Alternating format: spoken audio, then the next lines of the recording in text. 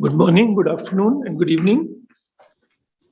On behalf of WHO Southeast Asia Regional Office, I would like to welcome you to this regional symposium, which is being organized as a part of World Hepatitis Summit, organized jointly by World Hepatitis Alliance and WHO. One of the objectives of the regional symposium is to provide a robust interactive platform for sharing of the information and lesson learned from member states, and also on the next steps and action for countries to take the advantage of learnings from others in advancing the hepatitis response in the region, and also the priorities in coming few years.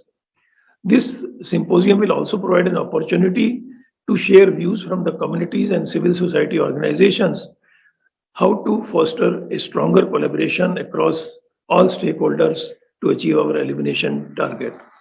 So before we begin, I would like to introduce my co-chair, Dr. Fumi, who is currently leading the hepatitis team in Global HIV Hepatitis STI program at World Health Organization. She coordinates hepatitis activities in collaboration with the other WHO departments to provide technical and strategic support. She is a professor of medicine at University of Lagos and previously was honorary consultant head of the hepatology at Lagos University Teaching Hospital. Dr. Fumi. Thank you very much, Dr. Iwari, for organizing this regional symposium at the World Hepatitis Summit. Now, this important summit is occurring a week after the World Health Assembly have released the new global health sector strategy for HIV, hepatitis, and syphilis. And it is truly an innovative strategy that places person-centered care, systems linkages and integration, and community at the heart of the hepatitis response. We also recently heard about the new WHO guidelines on simplified service delivery, which places decentralization as an important step going forward. Now, we all know that the epidemic of hepatitis B and C responses are at different stages towards the 2030 targets, and reduction of new infections by 90% and mortality by 65%. Now, this highlights the need for regional differentiation in implementing the strategy to amplify progress. And the WHO CRO region is incredibly important to WHO, and we look forward to an exciting session and listening to the presentations from the different countries. We look forward to working with you on the long term to reach elimination. Thank you very much, Dr. Iwari, and hello to all the speakers. Thank you, and over. So to begin with, I would request the Director of Communicable Disease at WHO Southeast Asia Regional Office, Dr. Suman Rizal. Dr. Suman Rizal is a former director of DNDI also for the regional office based in India earlier, and he's a physician who is passionate about public health and also contributing to make public health accessible to all. So over to Dr. Suman, to you now. Thank you very much, Dr. Iwari, and thank you, the chairperson. It's my pleasure. I think we are getting an echo. We can hear you clearly. Okay, I can hear an echo. It's okay. So it's my pleasure. I extend my to welcome all the speakers and the delegates to the Southeast Asia, symposium. Now, can we move forward next, please, Dr. Iwari? So, as we were made aware that the 2021 Global Progress Report on the Global Health Sector Strategies for the period 2016 to the period 2021 has highlighted several gaps to reaching the 2020 targets. This report brings out that there are nearly 2.3 million HIV, hepatitis, and STI-related deaths, 1 million new STIs occurring every day, and 1.2 million cancers occurring due to this disease every year. Hence, scaling up of HIV, hepatitis, and STI responses has the potential to save 2 million lives per year by 2030.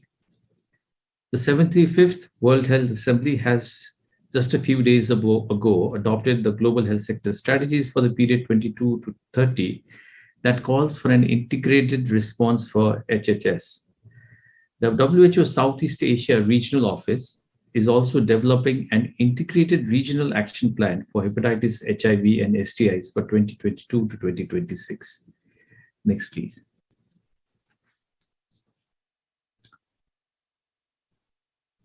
So this is a part of the slide which was in the global health sector strategies. And we look at the current incidence. There are 3 million new hepatitis B and C infections globally every year, and 1.1 million deaths due to hepatitis B and C annually. In the Southeast Asia region, there are 71 million people infected with hepatitis B and C, and nearly 280,000 people die of hepatitis every year. It is also important to note that in the region in 2019, 61% of the liver cancer deaths and 54% of deaths due to liver cirrhosis were attributable to hepatitis B and C. Next, please. Now, this is showing the Southeast Asia, which constitutes about a quarter of the global population, and there are 11 countries. Around 20% of the people with hepatitis B and C, which are occurring globally, are in this region. The prevalence of hepatitis B varies widely from 0.3% to as high as 7.1%, while for hepatitis C, it varies from 0.3 to 2.8%. Mortality is yet to decline significantly as nearly 218,000 deaths, people die of hepatitis-related causes every year. Next, please. This is to share with you the progress against the 2020, compared to 2015, the 2020 targets in the regional action plan.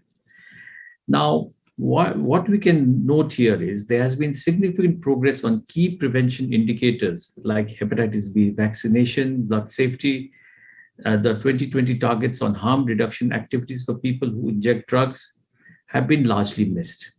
The progress on diagnosis and treatment indicators have been quite slow, but recently they have been catching up with more and more countries finally realizing the national strategic plans. Next, please. This is looking at the treatment cascade for hepatitis B and C. If we focus on the key gaps on the diagnosis and treatment front, only 10.5% of estimated 60 million with chronic hepatitis B know their status, and of them, just 4.5% are on treatment. Similarly, only 6.9% of 11 million with hepatitis C know their status, and 23% of them receive treatment. Next, please. Now, in a summary, if you look at the regional trends, the mortality is yet to show any significant decline. In case of hepatitis B control targets, 4 countries have achieved this by 2020. Hepatitis B virus prevalence in children has been decreasing due to the increase in birth dose coverage in this region. The challenges, as you had noted in the previous slide, the lack of awareness of the people for them being infected with this hepatitis. Thus, the testing and treatment coverage has shown a very slow progress. Also, very important to consider is, in spite of having good tools now, especially for hepatitis C and B, there are lack of international donors and domestic funding is very inadequate. So the treatment services are confined mainly into the specialized hospitals. Harm reduction services like needle syringe exchange program needs more focus. There are opportunities. There is increased commitments in some of the countries over the last years. Hepatitis action plans have been developed. The price has dramatically decreased for these drugs, hepatitis B and C. And there's also an integrated decentralized delivery services and use of multi-disease diagnosis platform. And this has also been catalyzed by the COVID response. Next, please. Now, to conclude, we need to build on the successes in immunization. We need to strengthen other areas. Example is harm reduction.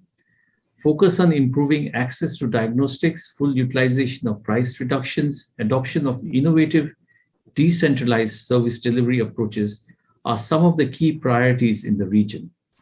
We also need to step up advocacy through investment case studies and also use lessons from COVID-19 related adaptations to build up resilient systems with focus on gender, equity, and rights.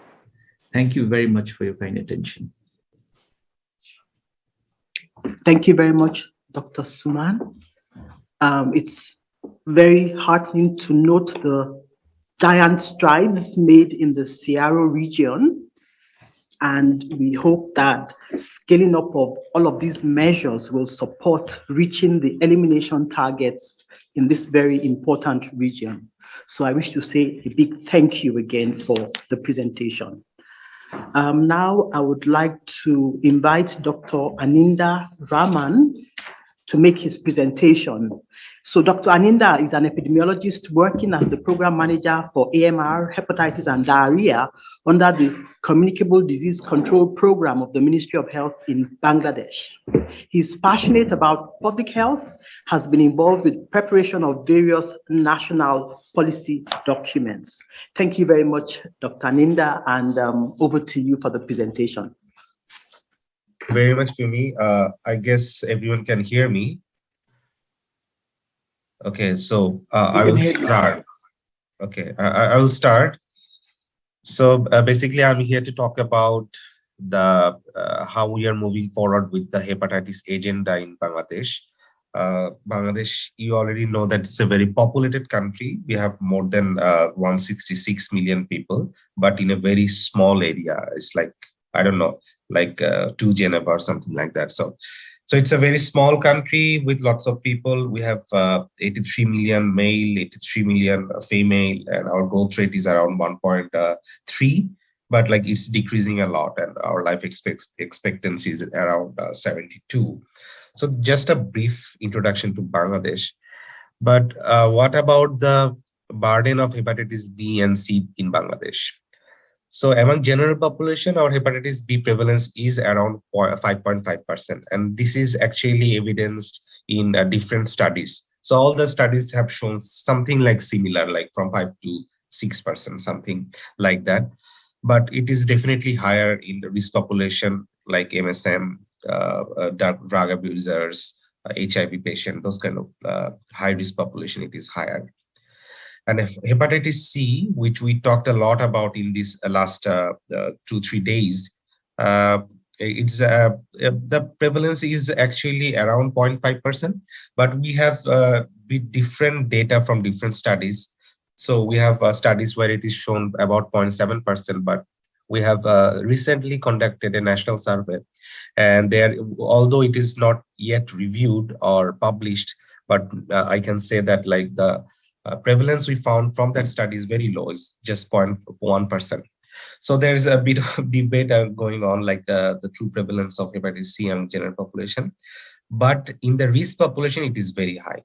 Like for MHD is 37%, PWIT 41%, multi-transfused 9%. So you can see it's a big jump of prevalence in this population. Next slide, please. And we have another problem. We already know that there are forcibly displaced Myanmar national in Bangladesh for the last couple of years, Rohingya population. And they are like more than 1 million Rohingya are living in Bangladesh.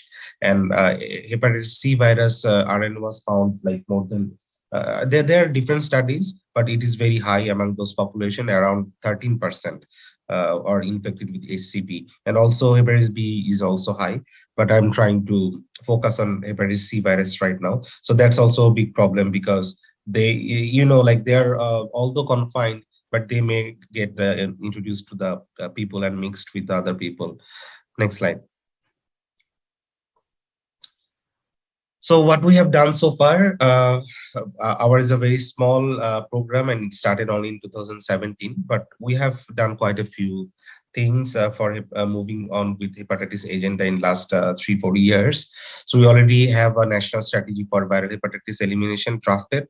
It is endorsed by the technical committee, but we haven't took the approval from the ministry. There are several reasons which I'll talk later. Costing of the national strategy for viral hepatitis is undergoing. So previously, our draft strategy included a cost section, But with our discussion and with the due to COVID, our lots of activities got postponed, and now we are thinking we have to cost up this national strategy again with some new ideas. And because government is funding the whole hepatitis activities, and from next year we are supposed to have a new health sector program, which is like a 5-year program for development activities, where we get most of the funds from that project. So we are expecting a new project from next year. And so we think it's a really good time to cost our national strategy along with some fresh ideas and start our activities from next year. We also drafted our national surveillance strategy. Previous slide, please. We also drafted our national surveillance strategy, and we are hoping that with our national strategy, we'll be able to move along. Previous slide. I haven't finished with the previous slide. Yeah. And also another work that has been done is to identify the stakeholder. As I already mentioned, it's a new program. So we had to identify all our stakeholders who is going to work on hepatitis. And as other countries, hepatitis is kindly neglected in our country as well. So yeah, but we have identified stakeholders. We have a committee and we have done several meetings. So they are well identified and they are well on board. Next slide. We have introduced routine child vaccination since 2007. Basically, it was piloted from 2005, but widespread vaccination started in 2007. And also, we are trying to do adult vaccination for some risk group. So I'm highlighting healthcare providers, but like for the other risk group like drug abusers and MSM, those kind of group are also, there's some initiative to vaccinate them as well. But those were being done by a different group. So let me remind you, in Bangladesh, hepatitis is not under the HIV program. So these are like all separate program. So those kind of vaccination are being done from the HIV program and their donors. So HIV program has lots of donors anyway. So, but from our program, we have done vaccination for healthcare providers, like more than 20,000 doctors and nurses has been vaccinated in last 2-3 years. And we have started providing free medicine of hepatitis C, which is combination of sofosbuvir and velpatasvir from 2018. Although we can only buy very small amount of medicine and distribute them, but it's a start, and we are doing this. And also, as I already mentioned, from HIV program and other donors, we provide some hepatitis treatment for hepatitis B and C to the risk group as well. But we give them the medicine, but through the HIV group. And training, this is what we have done very extensively, because before going into the full coverage of the treatment for hepatitis, we have to strengthen our health system and prepare our health force. That we have been doing. We have trained more than 10,000 doctors and nurses on hepatitis, so they know how to diagnose those patients and how to refer them, because yet our testing facilities is not available everywhere. Next slide. Next slide. Okay. Just a few words about the DA drug availability. The DA drug is available in Bangladesh since 2015, and it's obviously made from generic drug. And currently 8 local pharmaceutical company producing this drug. Unfortunately, it still costs a lot, so around $1,000 for full course. Well, yeah, I know it might raise eyebrows of everyone, but still it's very high, and we're trying to decrease it. Well, we have been talking about this a lot for the last couple of days, and I think demand is one of the reason for this increased high price. Next slide. So what we have done so far, some more activities, like we have done lots of community awareness activities, and some of civil societies and professional societies are also helping us. We, especially on World Hepatitis Day, we do a countrywide advocacy program through our network of government hospital. Like we have more than 600 hospital countrywide government hospitals, and through those hospitals, we do this kind of community awareness activities. We also have more than 13,000 community clinics, and they also share some awareness through the community clinics. So injection safety activities is also being done, although it is being done by another group of people in a ministry from the hospital division, and they are also involved with the safety of blood and blood products. They are also moving on with their agenda, but obviously this is ultimately going to help us. And I already mentioned about the risk groups and WASH program. So I'm talking only about hepatitis B and C, but let's not forget hepatitis A and E, which is also very common in Bangladesh. So we have done some advocacy activities, and we are trying to improve our WASH situation in Bangladesh to prevent those. Next slide. Surveillance. We are yet to have a surveillance in our country, but we have developed a strategy, and we have the largest DHIS2 platform in the world, Bangladesh. So we are going to use that platform to collect hepatitis data, and we are also trying to collect hepatitis data from private laboratories, because lots of patient testing is being done in the private laboratories actually, rather than the government hospitals. So we have done a pilot study already. We collected data from 10 laboratories for 3 months, and it shows that it is feasible and it is doable. So hopefully when we are going to start our surveillance, those data from the private laboratories will also be available. Next slide. And we are taking some initiative for the triple elimination, HIV, hepatitis, and syphilis. As I already mentioned, they are run by different programs, but we are trying to coordinate our activities. Especially, we have recently developed a committee for the triple elimination of mother to child transmission of HIV, hepatitis, syphilis. One meeting has already been done, and we are trying to do some piloting in 2 districts. We have 64 districts, and we are trying to start piloting in 2 districts regarding this. And I can't stress enough, but all the activities are being done from the government fund. And we've got technical support from WHO and others.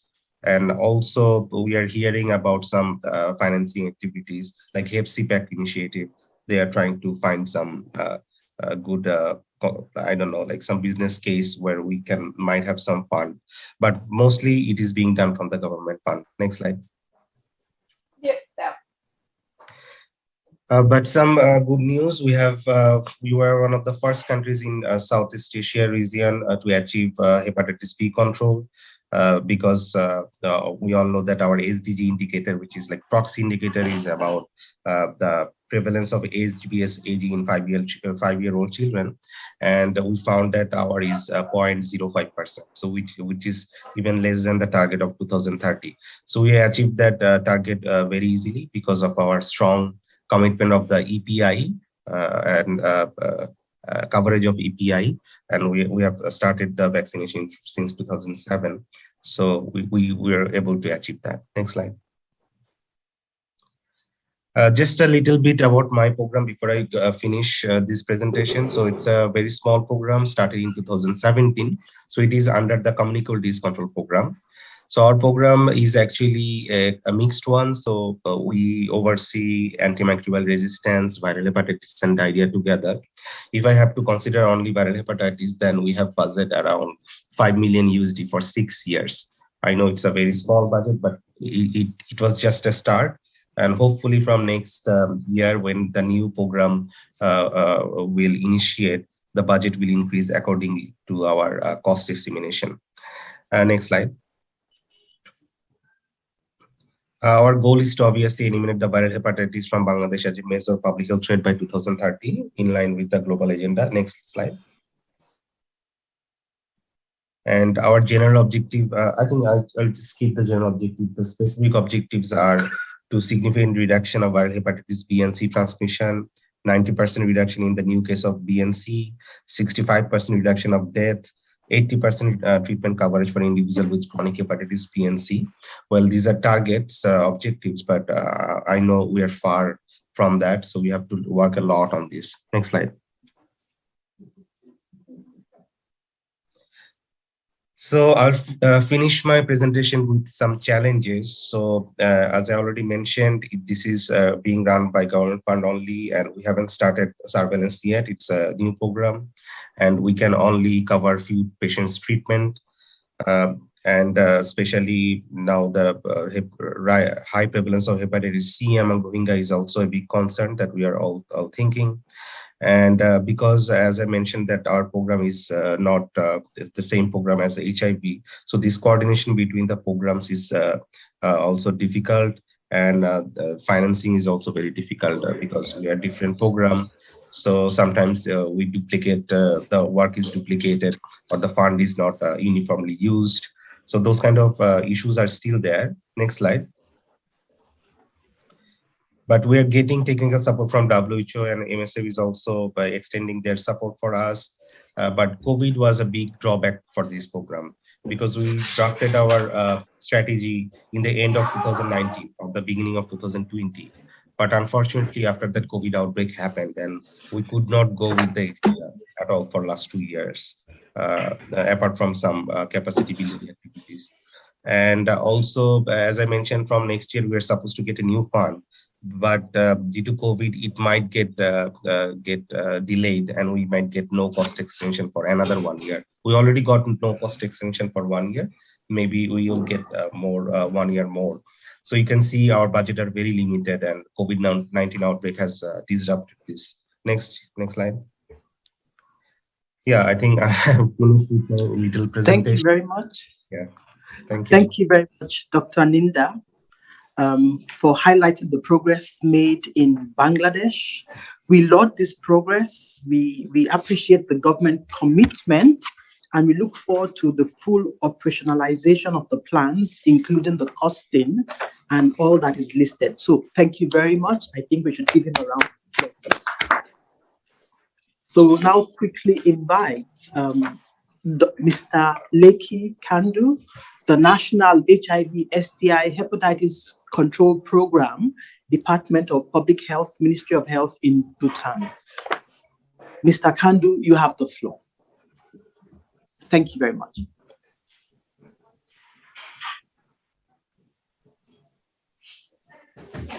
Thank you very much. Mr.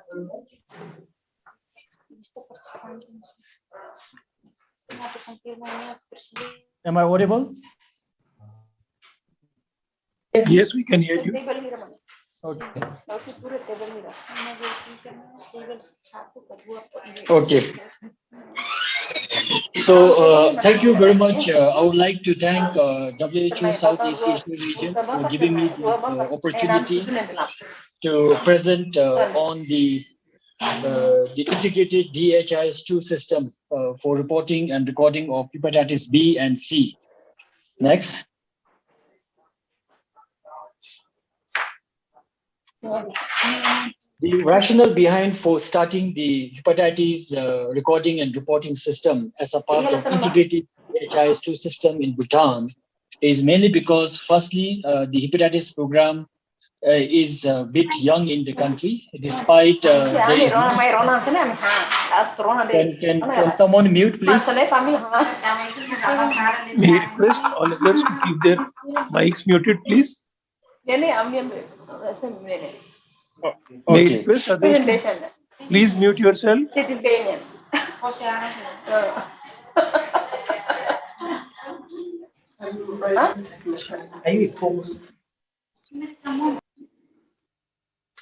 Okay, thank you very much. Hepatitis program in Bhutan, there is no standalone program since 2017. But the interventions and the prevention program and prevention program basically has started long time back with the introduction of hepatitis B vaccination. Hepatitis B vaccination in 1997 and onwards, we have achieved quite a good coverage.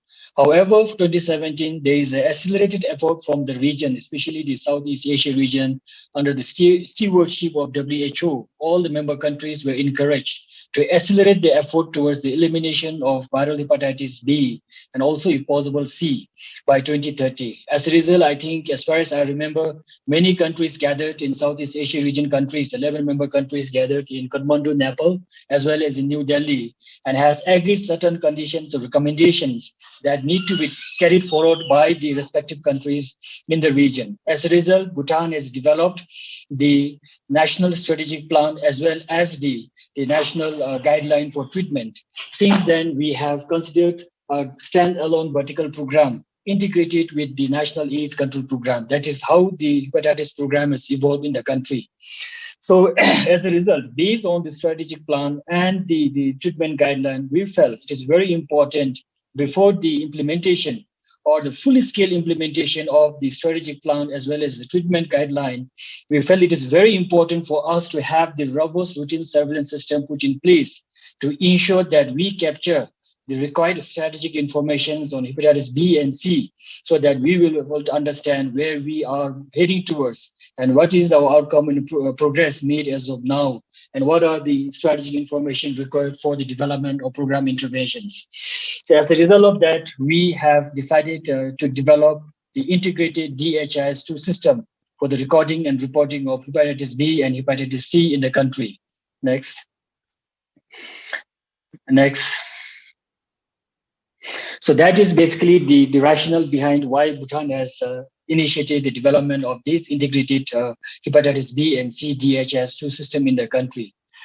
This DHIS2 system, why we need actually, as I've explained briefly before, the cascade of monitoring will be effectively carried out using this system. We will be able to maintain the individual database for all the hospitals providing the care, support, and treatment. And also from that system, we can generate the aggregated data to monitor the cascade starting from testing to treatment and then viral suppression. These are the critical information that is required to understand where the program is heading, how program is effectively working. So if we really don't have the information, then I think it will be quite difficult for us to understand all these aspects of the viral hepatitis B and C management, including the prevention and testing. Use of DHIS2 is centralized data from all the sources, as I have said, from individual database to the aggregated number. So aggregated numbers will be displayed at the national level where we can understand the treatment cascade very effectively. As a result, we will be able to generate the real-time basis information from all the reporting interventions. This is the framework that actually we have actually used based on the discussions that we have during the last the meeting organized by WHO in Kathmandu, Nepal. Sometimes in 2019, I'm not sure the year, but sometimes in 2019, I guess. So first, if you look at the district A and district B, I just give an example. If you look at the extreme right side, the different providers using the different data. So we have 20 districts with more than 100 plus hospitals across the country. All these hospitals are being identified as a treatment center for the viral hepatitis B and C. These hospitals will then report using the defined recording and reporting form that is developed based on the WHO standards and then modified based on country context. So these hospitals will be reporting the data into the DHIS2 system. As a result, if you look at the second block, aggregated reporting to the national level will come the number of tested, number treated, and number controlled, which ultimately result in viral suppressions. Then it comes to the national level dashboard where we will have a visual cascade of cure and care. So these are some of the information that can be generated through the integrated DHIS2 system for the hepatitis B and C. Next.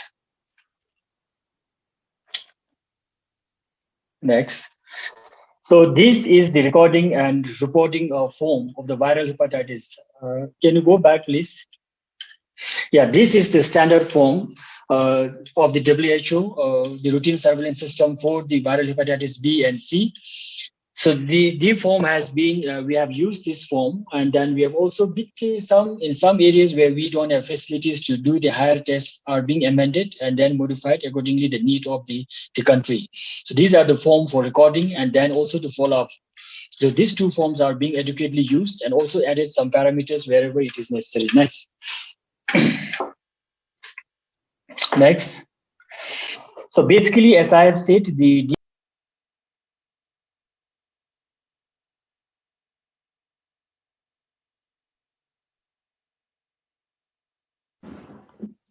We can't hear you, Dr. Lekhi.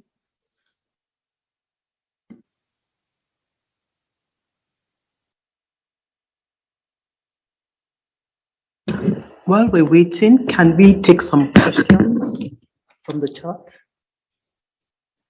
Because we have Sure. we have a few questions for Dr. Aninda. And from the chat, Dr. Aninda, if you are present, some questions directed to you. What platform has been used to collect the testing data from the private laboratories? And could you please share some challenges and lessons learned from the pilot? And the second question is, a person with hepatitis B monoinfection, then how is the medication for hepatitis B provided under the HIV program? You have 1 minute only to respond, please. Very brief responses, because we're waiting for Dr. Lekhi. Yeah, I'll be very brief in my response. So regarding the first question, the piloting we have done with 10 laboratories. So we actually developed a totally new platform to gather those data, but this platform is very much syncable with the DHIS2 platform. So because by piloting with DHIS2 is a bit difficult in the beginning, so we started with a new platform which can go really easily with DHIS2.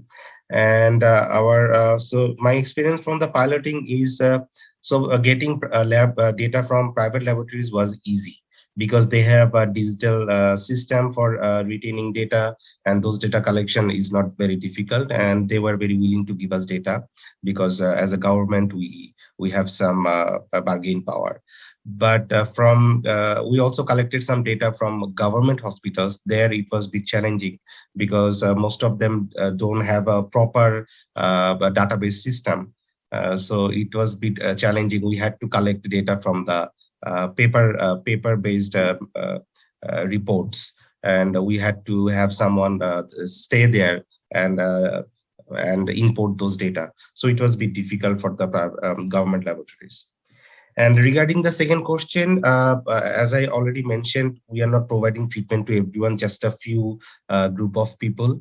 And for hepatitis B under the HIV program, so obviously they are providing hepatitis B treatment to only those under their cohort. So under their cohort of risk population, so they provided some treatment, and obviously I don't think that was total complete.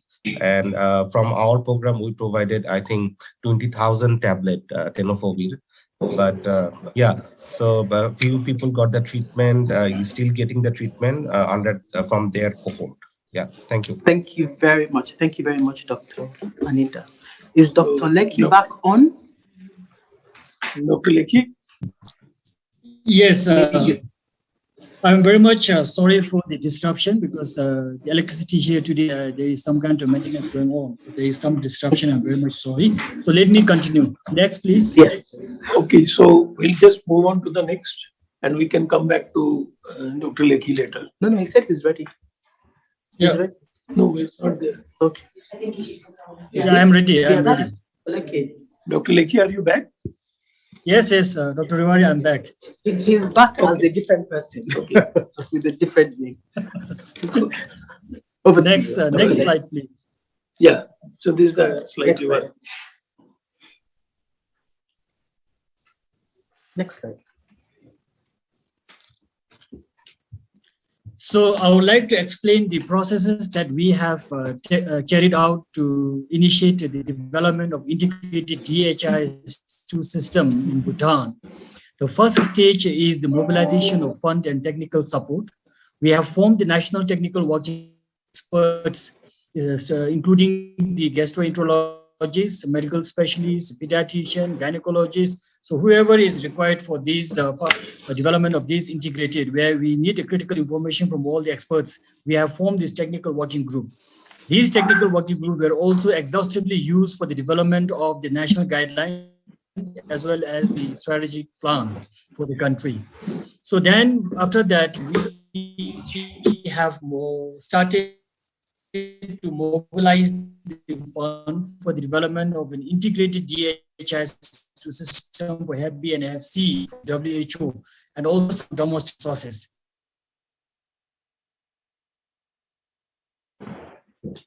Maybe Dr. Lekhi, you can switch off your video. Yeah, it might improve the bandwidth.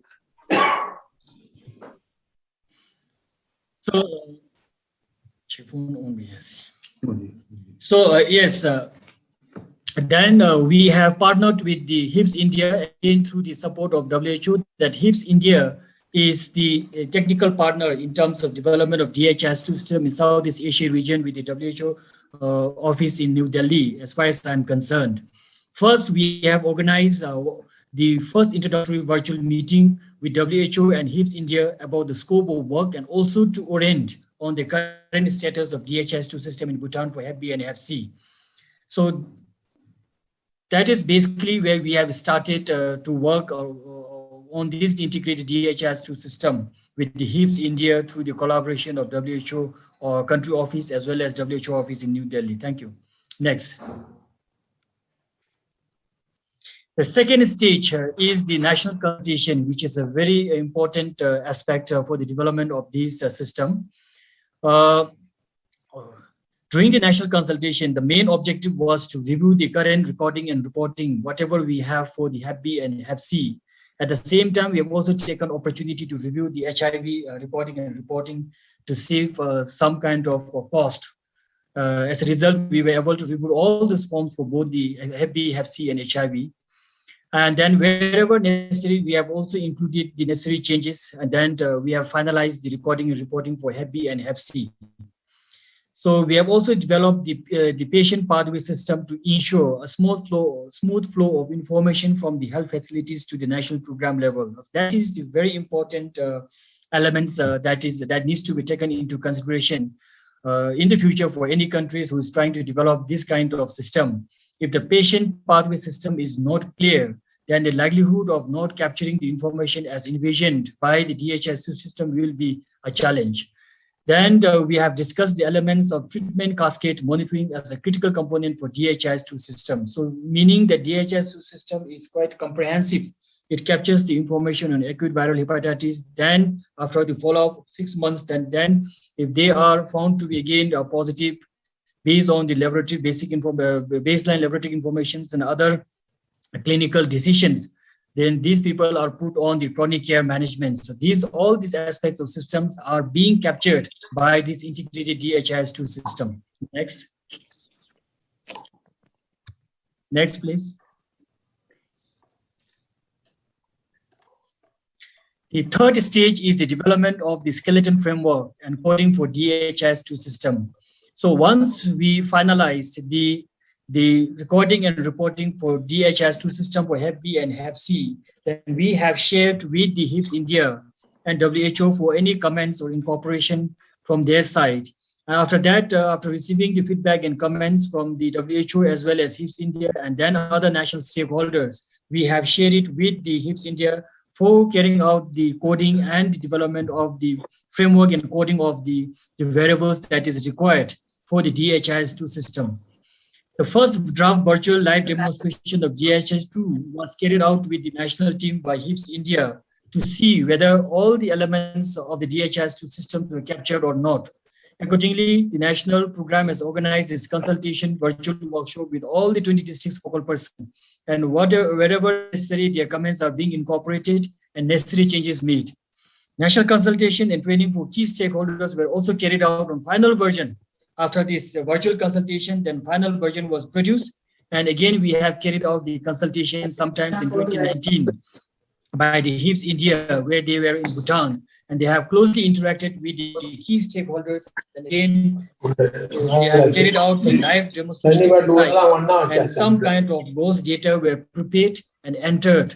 Doing that, again, there are some kind of loopholes that were created, and we have ensured all the corrective all the corrective measures were incorporated. Next. Next.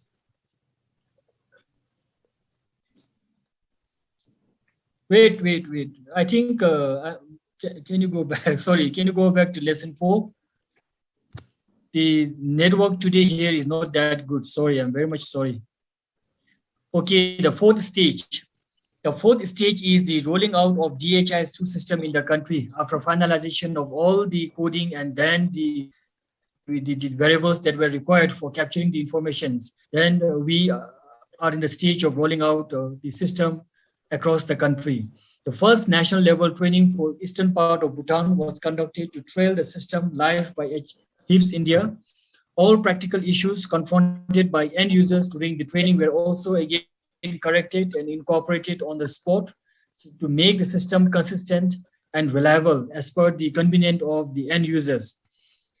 After that, we have completed the robust development of the system and all changes were incorporated, and we have considered it as the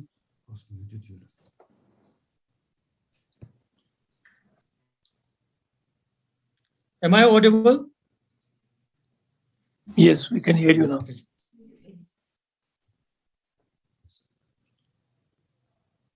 Okay. Can you please wind up this last slide, perhaps? Sure. So the lesson learned is that integrated DHIS2 system captures the key information needed for monitoring and treatment cascade. These are very much critical. We should also remember that it is very critical to have the technical experts working with the program physically instead of virtually. When we do things virtually, I think there are a lot of to and fro email exchange, and then sometimes there are kind of miscommunications and gaps created, which doesn't really basis. A robust national stakeholder meeting with the end users is important to ensure all the required variables and practical issues are resolved on time for smooth implementation. Clear SOP for DHIS2 data entry and analysis is a useful tool for the end users. So that should be continued by HIPS India for all other countries which are adopting to have this system. Educate capacity building on hepatitis management guideline and DHIS2 system should go on side by side. Thank you very much.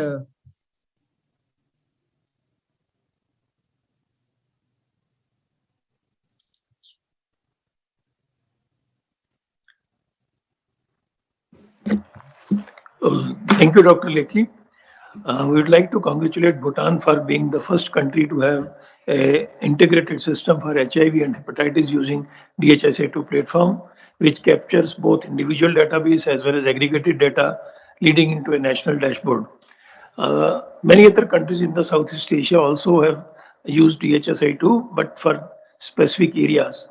And as a part of the integrated regional action plan for 2022 to 2026, we will be supporting countries to develop integrated monitoring evaluation formats using DHIS2. So moving ahead, the global health sector strategies have highlighted the importance and provided guidance on decentralization and following a primary healthcare approach under USC to reach all those in need.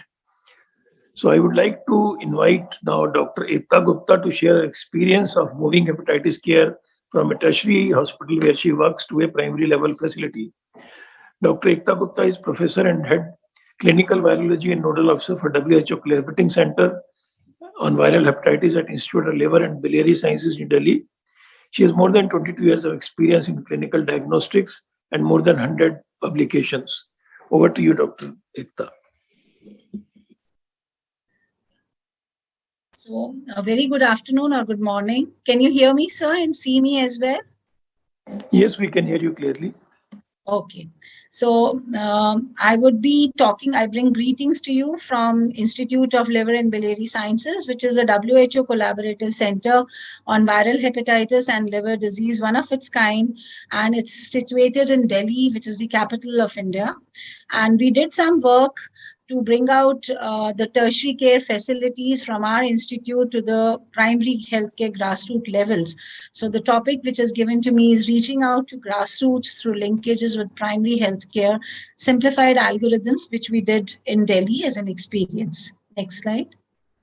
So talking about the prevalence of hepatitis C, very recently, we also had a national data coming in November of 2021, and this was one systematic study done from another WHO collaborative center in India, in SDPGI Lucknow, and it is around 1 to 1.9%. Delhi, which has a prevalent population of about 18 million, if we keep it to 1%, has got about 1.8 million infected cases. So this was a preliminary work and calculations that we did, which before we proceeded with this kind of a study.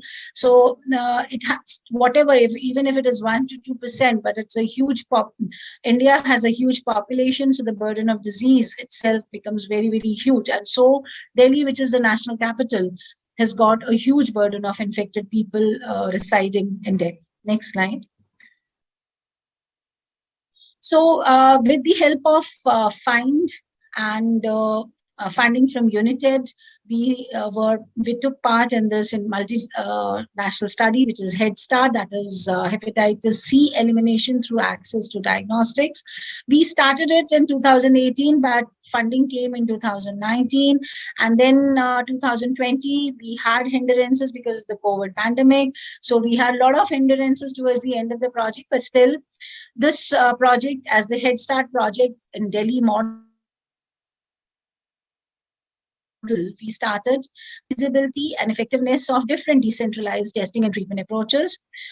We included 3 types, hospital-based, which are set in different districts in Delhi, using the polyclinics, which are tributaries to these hospitals, which are linked to these hospitals, and also doing screening camps to have a data of the general population in Delhi. We included adult patients with very common ailments, especially because we were doing in hospital and polyclinics. So we wanted to have a data of general population of Delhi. So we just minor ailments, and we excluded children less than 18 years, pregnant females or breastfeeding females, and patients with chronic kidney disease because of the availability of the drugs which were given to us and their usage in hepatitis C. Next slide. So if you look at the map of Delhi, we have about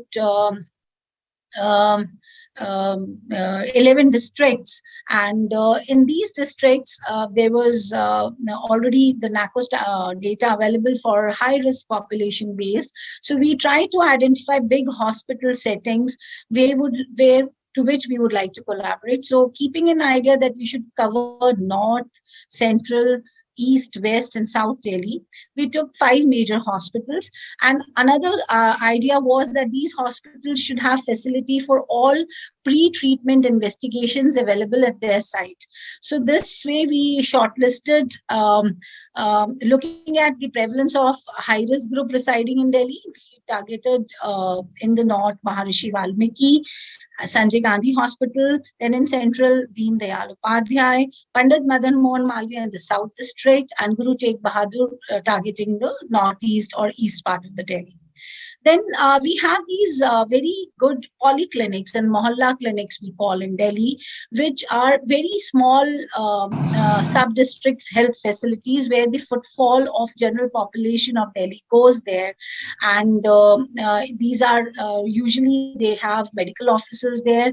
Sometimes they also have lab technicians. So we looked for those polyclinics where the medical officer was there, along with some lab technical support to take blood sample. So we to each hospital we gave three small polyclinics, and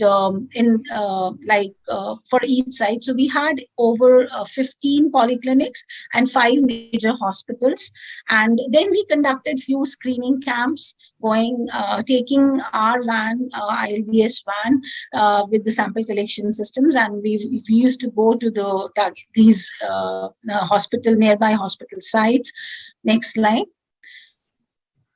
So this was, I'm sorry for this, we published this also recently, and this was the cascade in 3 different settings we followed. So it was with the informed consent, we enrolled the patients, and in polyclinic and screening camps, as well as in the hospital setting, rapid guard test, SD Bioline, which was validated and checked and verified by our lab, was used for all the patients. If they turned out to be RDT positive, then from the camp and the polyclinic, the patient was referred. So we took manpower support in terms of data entry operators and lab technicians from this project, and we ushered them to the hospital. In the hospital, all preclinical investigations were done, and the sample was collected immediately that day and sent the same day to a centralized lab which was doing viral load. So at ILBS, the virology lab was used as central viral. So we did testing in the batch testing the same day the sample was separated, viral load was tested, and results were communicated to the hospital where the patient's enrollment has been done.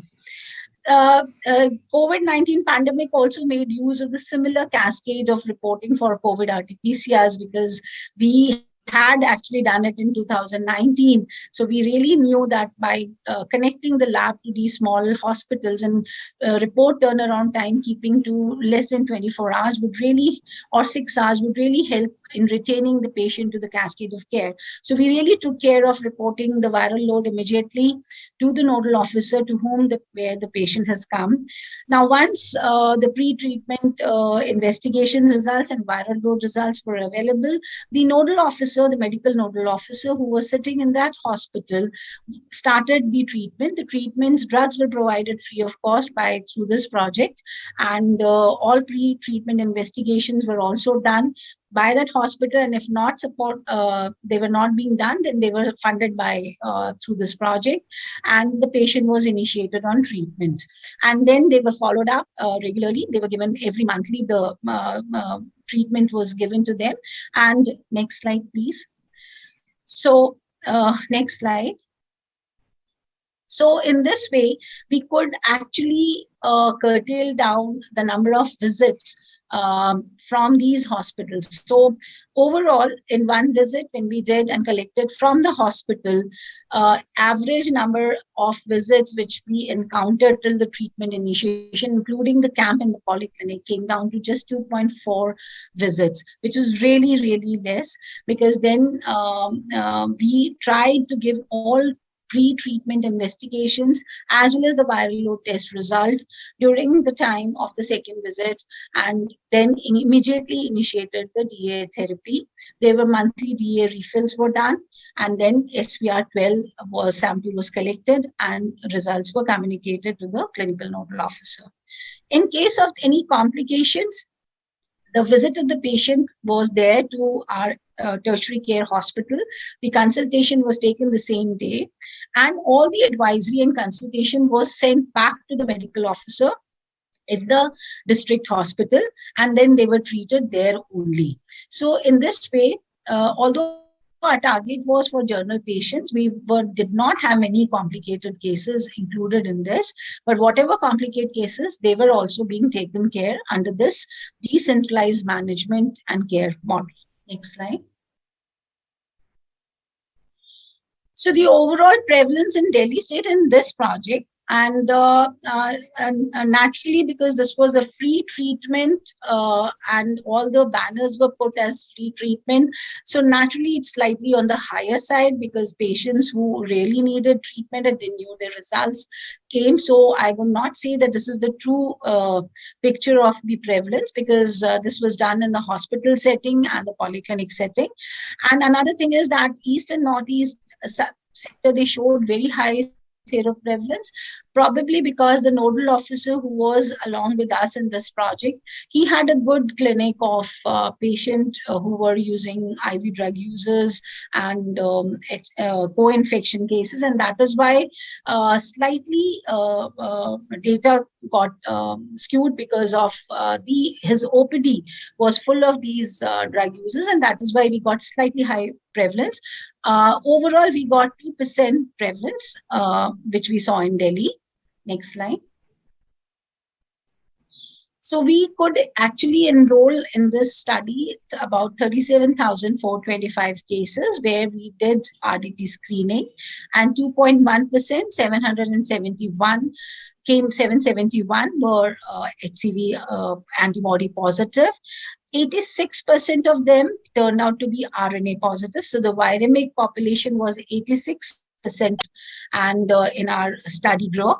We could initiate treatment in 80% because a lot of dropouts were there. And as told you, towards the end, when the COVID pandemic occurred in March, and because of the lockdown, many patients could not complete the treatment and did not come for SVR. And so the testing SVR was 60%, slight, although we tried our best to get their sample. We also mobilized certain vehicles from our institute to get the patient, but because of the COVID occurrence in March 2020 and restrictions, certain SVR tests could not be done.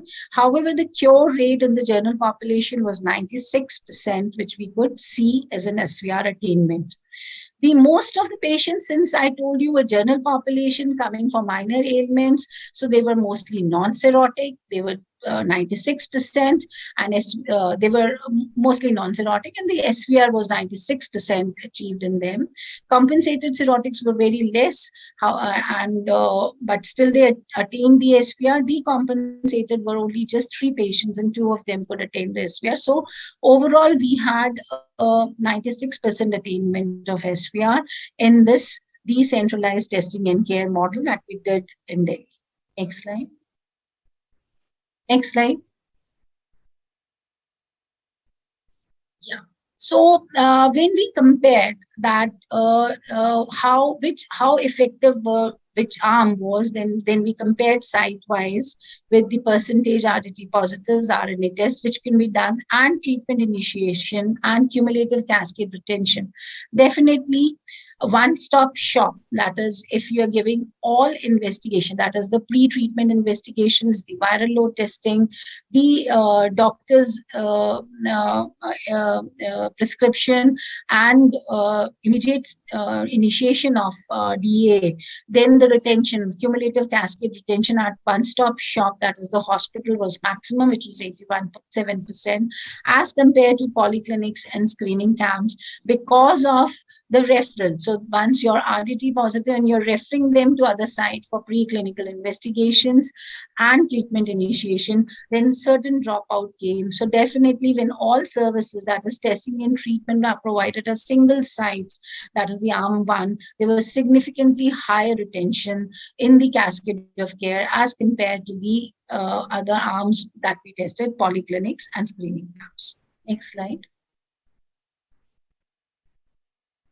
Next slide. Yeah. So then we analyze the costing. Yeah. Costing outcomes using the HCV calculator and the Markov-based analysis for treatment for chronic hepatitis C. And we actually included all the tests to the pre-test at the cost which was available in Delhi Hospital, the pre-test, treatment investigation cost, the viral load cost, which is as per the national program guidelines. And then we found out that arm 1 was the most effective, where $193 the complete treated diagnostic test cost per treated patient comes out to be this much, because we actually included the cost which are coming to the Delhi hospitals, and as compared to arm 2 and 3. So cost effective wise also, the strategy of providing all package at one-stop shop works very, very well. And Delhi, which has about a huge population of HCV infected cases, I think, and we have very good, these hospitals where all investigations are done, can be utilized for this kind of delivery of the HCV care services. Next slide. So I would just like to summarize that when we work with this hub and spoke model of decentralized testing, in this resource limited Indian scenario, it really proved out to be effective. As you can see, we could do an RNA test for most of our patients. Treatment was started, SVR was completed, and SVR was achieved. There is no harm in connecting the centralized lab to the peripheral sites where you have most of the facilities available, but the molecular testing platforms are not available. And with COVID, we have learned that how connecting the central lab and giving a faster report turnaround time paves its way in better retention of patient care and management. And now with this, the silver lining of the COVID pandemic is that most of the hospitals, these big hospitals, have got these molecular testing platforms available, and we can piggyback on them. They also have the technical know-how of email reporting, online connectivity, and the only problem is the sample collection and transportation of the sample to these sites on the same day. One-point referral system should be adopted, and that has shown in our Delhi model as a very good model for the retention of patient in the cascade of care, because you have only one person responsible for follow-up the patient, whether he has completed the treatment. And to tell you, we did not have the data, did not include the cirrhotics, but cirrhotics in complicated cases require much more follow-up than simple DA, providing DA. They required a counseling, they required some lifestyle modifications, and then and the investigation for other diseases.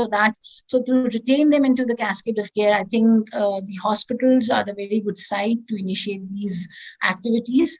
And so our results of this daily model have been very helpful, and we have been pushing Delhi government to utilize the same machinery which we have done. And very soon we are going to come with a successful implementation of state viral hepatitis control program, utilizing the same cascade of care that we created under this project. So I thank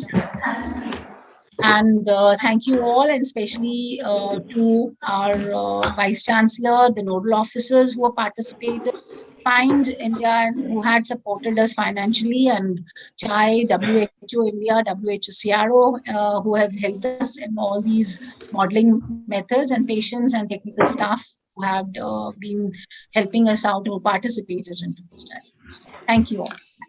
Professor Ekta, thank you very much for this excellent presentation. It definitely provides a strong evidence base for decentralization and promoting that one-stop model, which you have shown effectively is cost-effective, leads to higher outcomes and better outcomes, and is a great model. I'm sure you know that the WHO simplified service delivery guidance is out. And again, it suggests that this decentralization and one-stop strategy is possibly a great way for many countries to reach elimination. Thank you very much. We appreciate you. In the interest of time, I will invite our audience to type out their comments and questions in the chat, and we shall highlight this very shortly. And I'll quickly go on to call our next speaker, Dr. Facha from Indonesia, to share efforts being made in the country regarding the prevention of mother-to-child transmission of hepatitis B. Dr. Facha works for the National Hepatitis Program as a coordinator in the Ministry of Health Indonesia. She supports elimination of hepatitis B in mother-to-child transmission and treatment as prevention for hepatitis C using the direct-acting antiviral therapy. So I call on Dr. Facha. You have the floor. Thank you, and over to you. Thank you. Good morning, all colleagues. Next slide, please. Okay. This is the profile of Indonesia. Indonesia is the archipelago country. Consists of 17,000 islands with 270 million people. Administratively, Indonesia have 34 provinces and 514 districts. On the health facilities side, Indonesia have 10,203 health centers and 2,985 hospitals. Okay, next slide, please.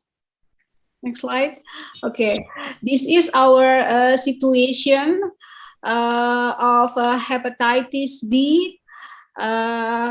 We already conduct the basic health research in our country in 2013 using the serology test.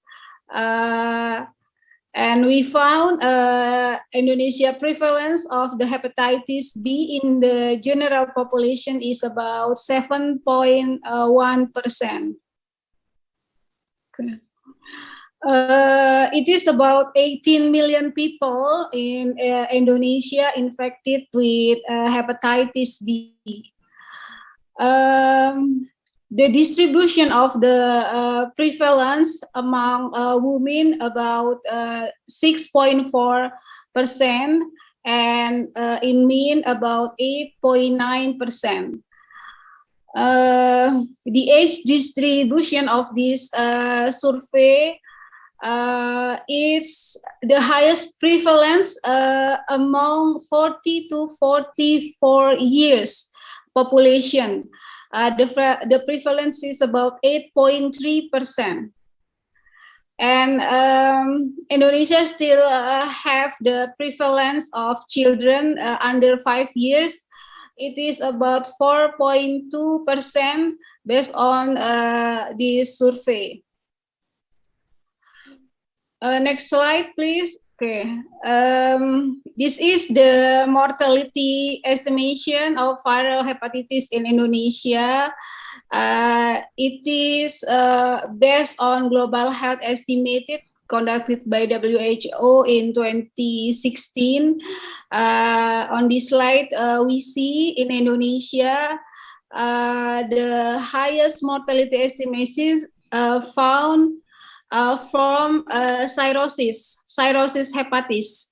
It is 17,319 deaths was found in the condition of cirrhosis. Okay, next slide. Of hepatitis B.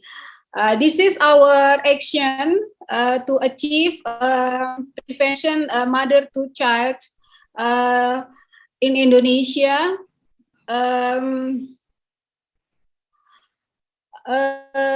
Hepatitis B vaccination birth dose and hepatitis B 1 to on the 3rd are mandatory for all infants in the national EPI program.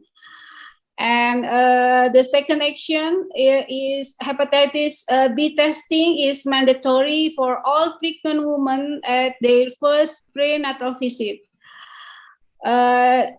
Our third action is national hepatitis program administering immunoglobulin of hepatitis B to children born to HB serology positive of the mother.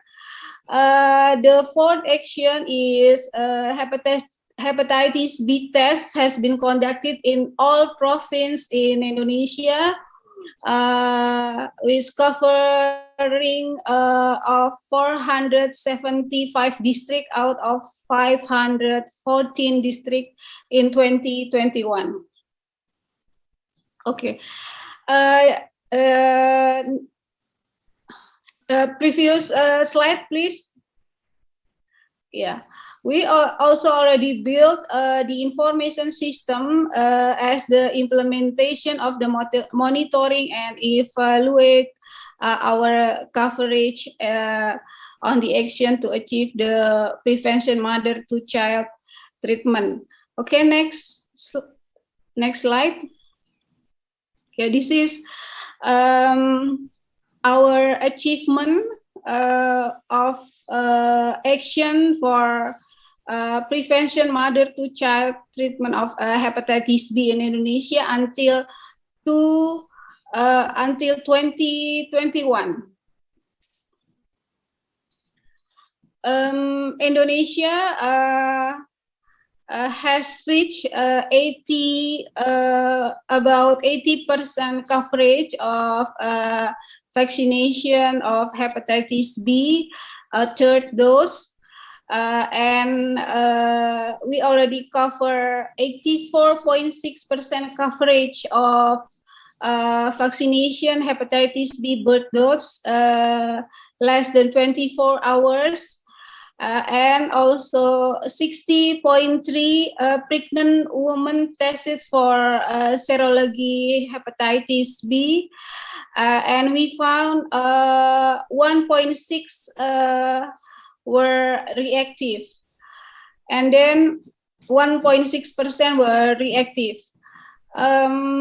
We also monitor 9,322 infants being monitored of serology tests. We also already cover 96.9% coverage for immunoglobulin of hepatitis B. This year, Indonesia will initiate to conduct the tenofovir prophylaxis for pregnant women with high viral load of hepatitis B. We start with building our guideline to conduct this activity. And next year we will expand to more provinces. Okay, next slide, please. Okay, this is the coverage of detection in pregnant women by districts. We already coverage district until 2021. It is already 93% districts already conduct the detection in pregnant women. We see on this slide the increasing coverage from 2017, starting from 30%, increasing significantly until 2021, becoming 93% coverage of districts. Okay, slide. Next. This is the serological testing among pregnant women in Indonesia. We see the increasing proportion of tests from 11% in 2017 to 60.3% in 2021. We see the increasing of the testing significantly from 2017 until 2021.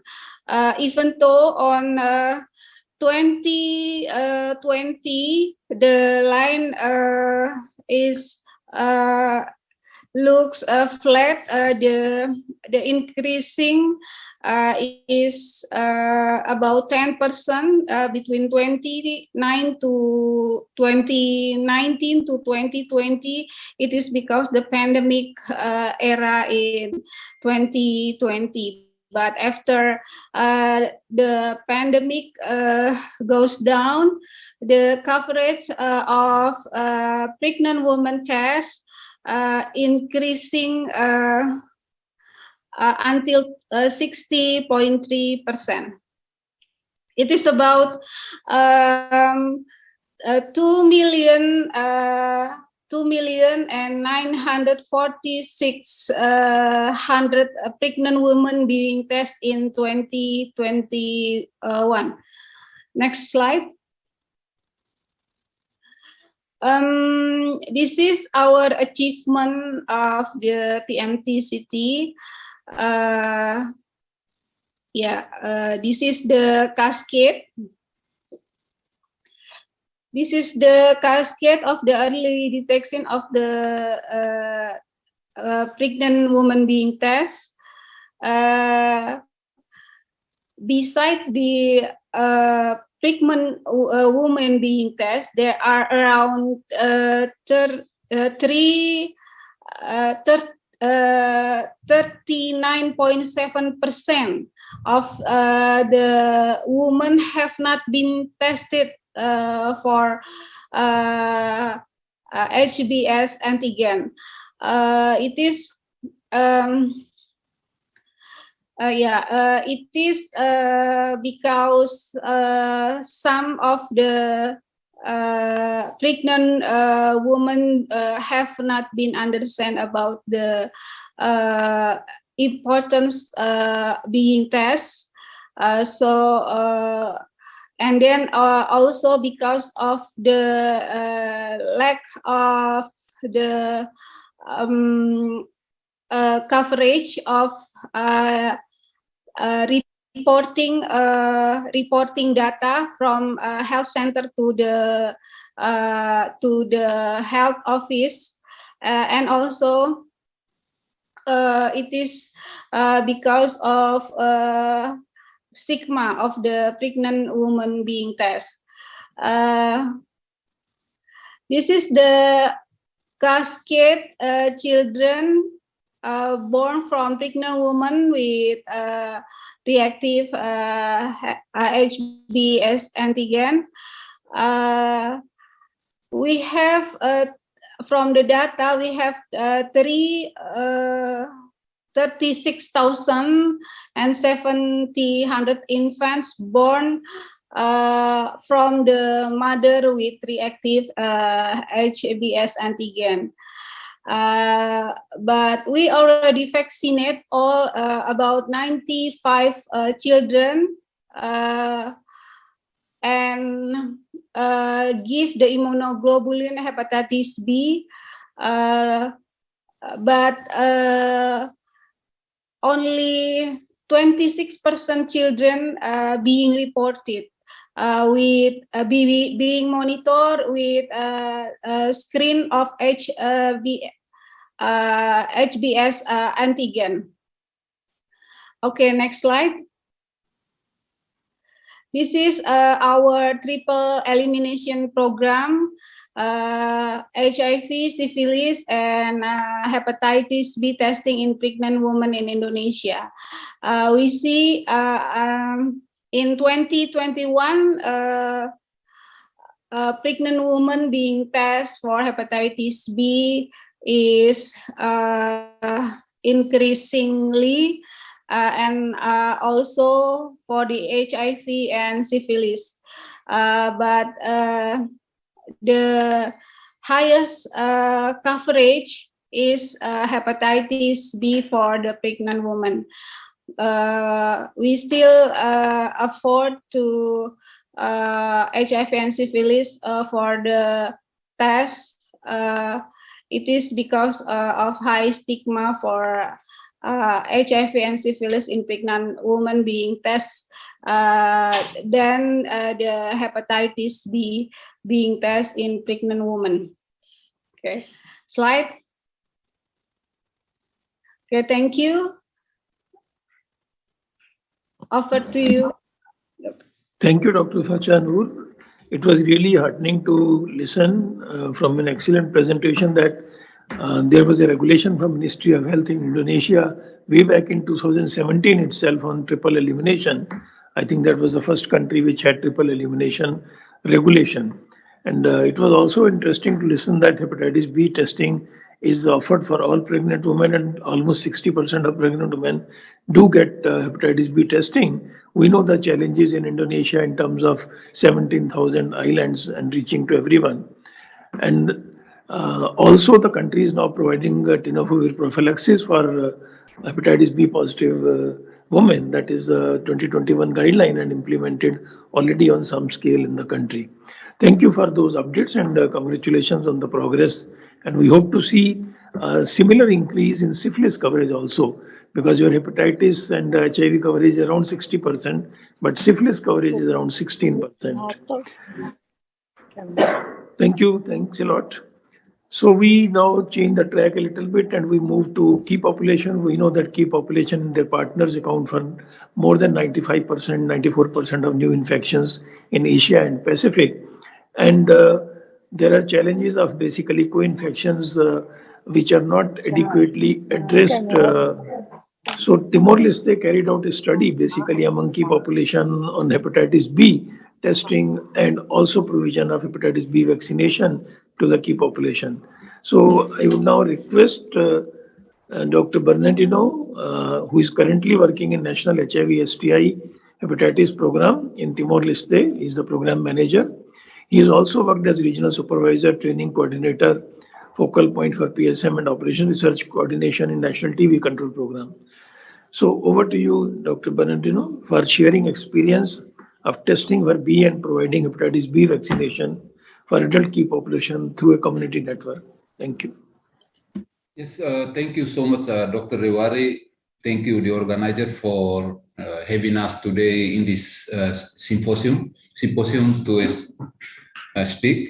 Our presentation today is mostly to share our experience in carrying out testing for hepatitis B and providing hepatitis B vaccination for adult key population in Timor-Leste between 2019 and 2020, and some lessons that we learned from the exercise that we did. Next slide, please. Next. Yes, here are the activities that we did during the exercise. First, we carried out screening and vaccination hepatitis B for the key population in Timor-Leste. And second activity we conduct surveillance among key population for hepatitis B and C during that period. And the project was carried out by Ministry of Health in collaboration with Estrada Plus, PLHIV network organization in the country, and key population program. The project was carried out in Dili, in the capital, and in one of the municipalities in the border area close to Indonesia, with the technical assistance from WHO. Funding was from WHO and sourced from Netherlands and Republic of Korea. Next slide, please. Here is the implementation arrangement. First, hepatitis B vaccine adult, 20 microgram of purified hepatitis B surface antigen. Dose and routine of vaccination 1.0 milliliter by intramuscular injection. Each vial contains 10 adult doses. We schedule of vaccination for 0, 1, and 2 months. All the vaccines stored at one community health center in the capital, Dili, and one private clinic, namely Bairopite, at 2 till 8 degrees Celsius. The vaccine, we advise our health professional to shake well the vaccine before use. And once open, multi-dose vials should be kept between 8 to 8 degrees Celsius. May be used in subsequent immunization session for up to 28 days, and should not be administered to anyone with known hypersensitivity to component of the vaccine, or to anyone having shown signs of hypersensitivity after previous hepatitis B vaccination. Next slide, please. So, what are the key achievements? First, we are able to reach 71% or 3,563 for hepatitis B and C screening against the target of 1,000 key population, including PLHIV and uniformed personnel. 71 total first dose for hepatitis vaccination coverage in KPs, namely FSW, MSM, client of sex worker, and transgender. So the background is 97% of first dose vaccination coverage among the UP, 82% first dose vaccination coverage among the female sex workers, and 89% of first dose hepatitis B vaccination among key population. So about the positivity rate? We observed during the project that 3% in uniformed personnel or national police to as high as 7% in PLHIV. And we found out as well that 5% of hepatitis B positivity rate among KPs. All, 3,563 participants negative for HIV, which is something that impressive we found out in this study. Next slide, please. This table is simply to show the positivity rate among key population groups. As we mentioned earlier, only 5% in key population for the positivity rate, and PLHIV 7%, uniformed personnel 3%. So for the hepatitis vaccination first dose, we reached 71%. For the key population, PLHIV 89%, and UP 97%. However, due to lockdown, because of the COVID situation in the country, we found ourselves in the difficult situation to find those ones receive first dose, to be given second dose and third dose. Consequently, as we can observe that we only able to achieve 22% for the second dose for the key population, 66% for PLHIVs, and uniformed personnel 84%. And in third dose, 12% for KPs, PLHIV 45%, and uniformed personnel, we are able to achieve 77%. Next slide, please. What are the lessons we learned from the exercise? So from the beginning, we sufficiently involved the KP, and they are the implementing partner of this project. And we can observe that there was a strong ownership by the key population. And in the study, the peer educator reached the key populations directly. And we observed that more than half of these KP reads are new, and many of them are young, between 18, 19, 20 years of age. And we are able to initiate this exercise because there was a very good collaboration between National Immunization Program, Dili Municipality, National AIDS Program, KP, and WHO.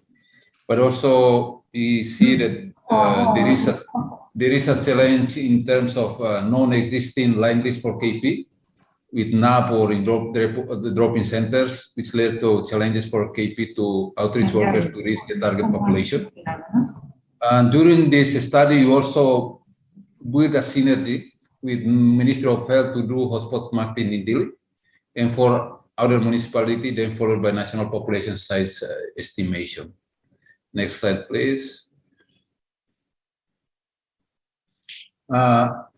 All data entry operators trained on data entry project surveillance data, which is available online. The training was provided by WHO. Then during this exercise, he also performed a routine supervision and monitoring of the project, data collected, and we facilitate data entry, which is done by data entry officers of this project. From this project, we conclude that there is a feasibility of rapid testing among key populations. And I think there is a need to establish a scale-up plan for the country.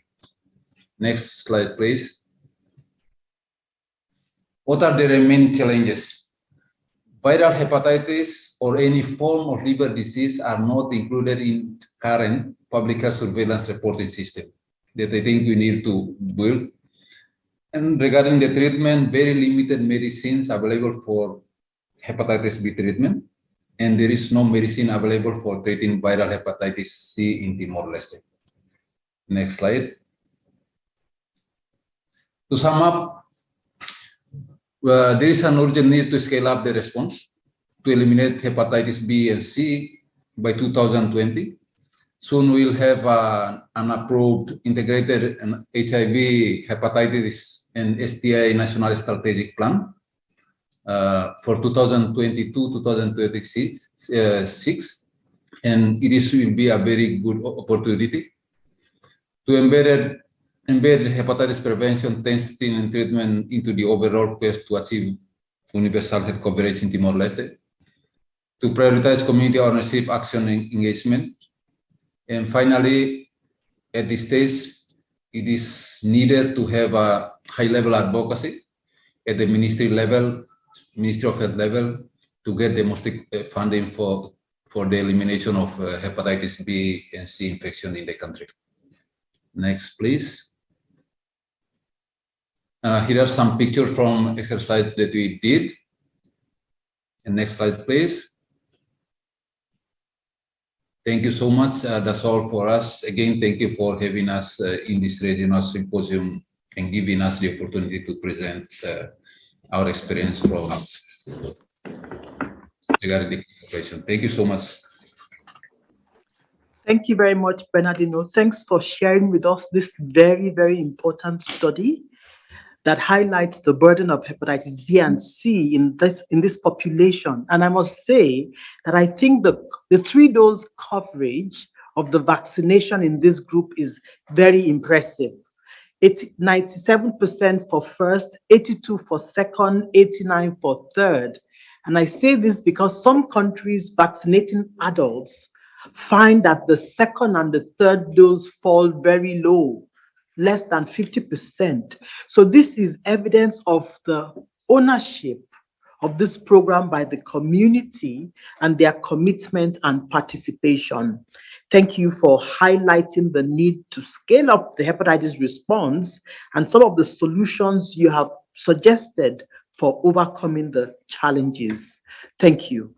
And I'll now quickly go to Dr. Sandra Cabra to share experiences from India in terms of having the hepatitis program that is integrated into the general health system.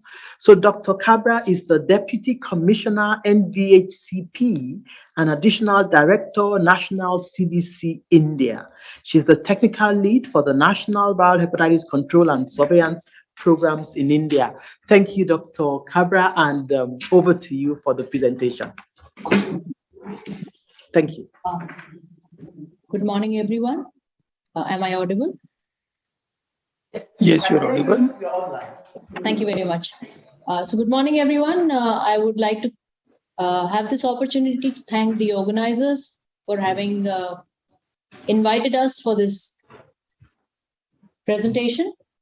And I'm making this presentation on behalf of India, myself and my Joint Secretary, Dr. Harmeet Singh.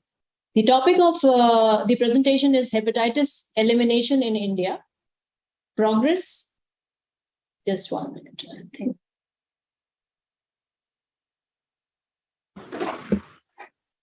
No, Sandhya, we can't see your slides. This.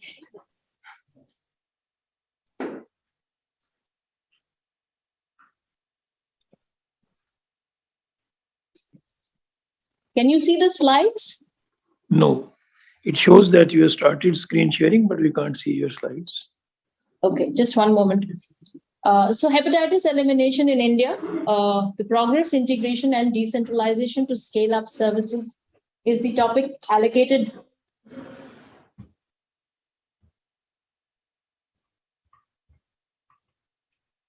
Do you have slides? I have. She wanted to share herself. So, Dr. Sandhya, if you want, I can share the slides for you. Yes.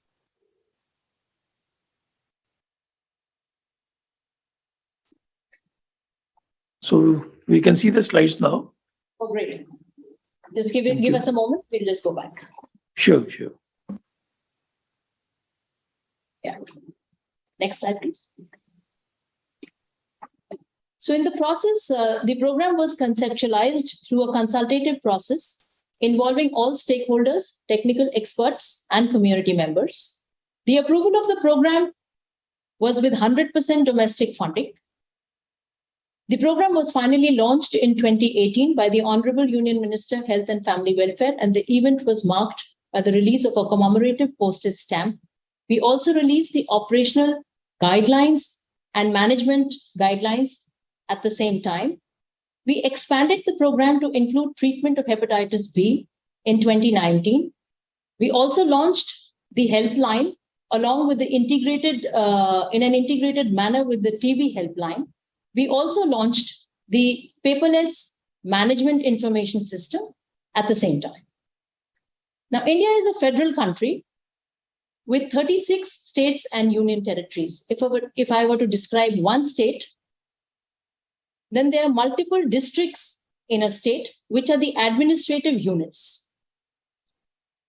Each district has a central district hospital and peripheral community health centers, primary health centers, sub-centers, and health and wellness centers, which are placed in a tiered mechanism. India is using the universal health coverage umbrella for rollout of the viral hepatitis program. If I were to share, the blue piece is what the National Viral Hepatitis Control Program offers, which is prevention, diagnosis, management, and capacity building. All medicines and diagnostics are provided free of cost by the Government of India. We collaborate closely with the Reproductive and Child Health Program, with the Immunization Division, with the National AIDS Control Program, with safety of blood and blood products through the Blood Transfusion Service Program, surveillance in various capacities.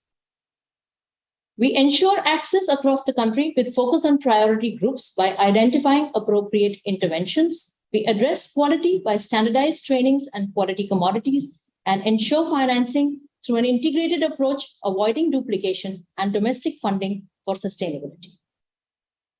This is a little bit about the structure of the viral hepatitis program in the country. So at the administrative level, we have the National Viral Hepatitis Management Unit at the national level.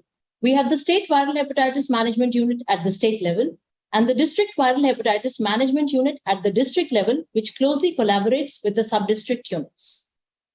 At the national level, we have the National Steering Committee and the technical resource groups, which support us to provide technical inputs to the program. At the state level, we have the State Steering Committee, which has all the relevant integration stakeholders to participate.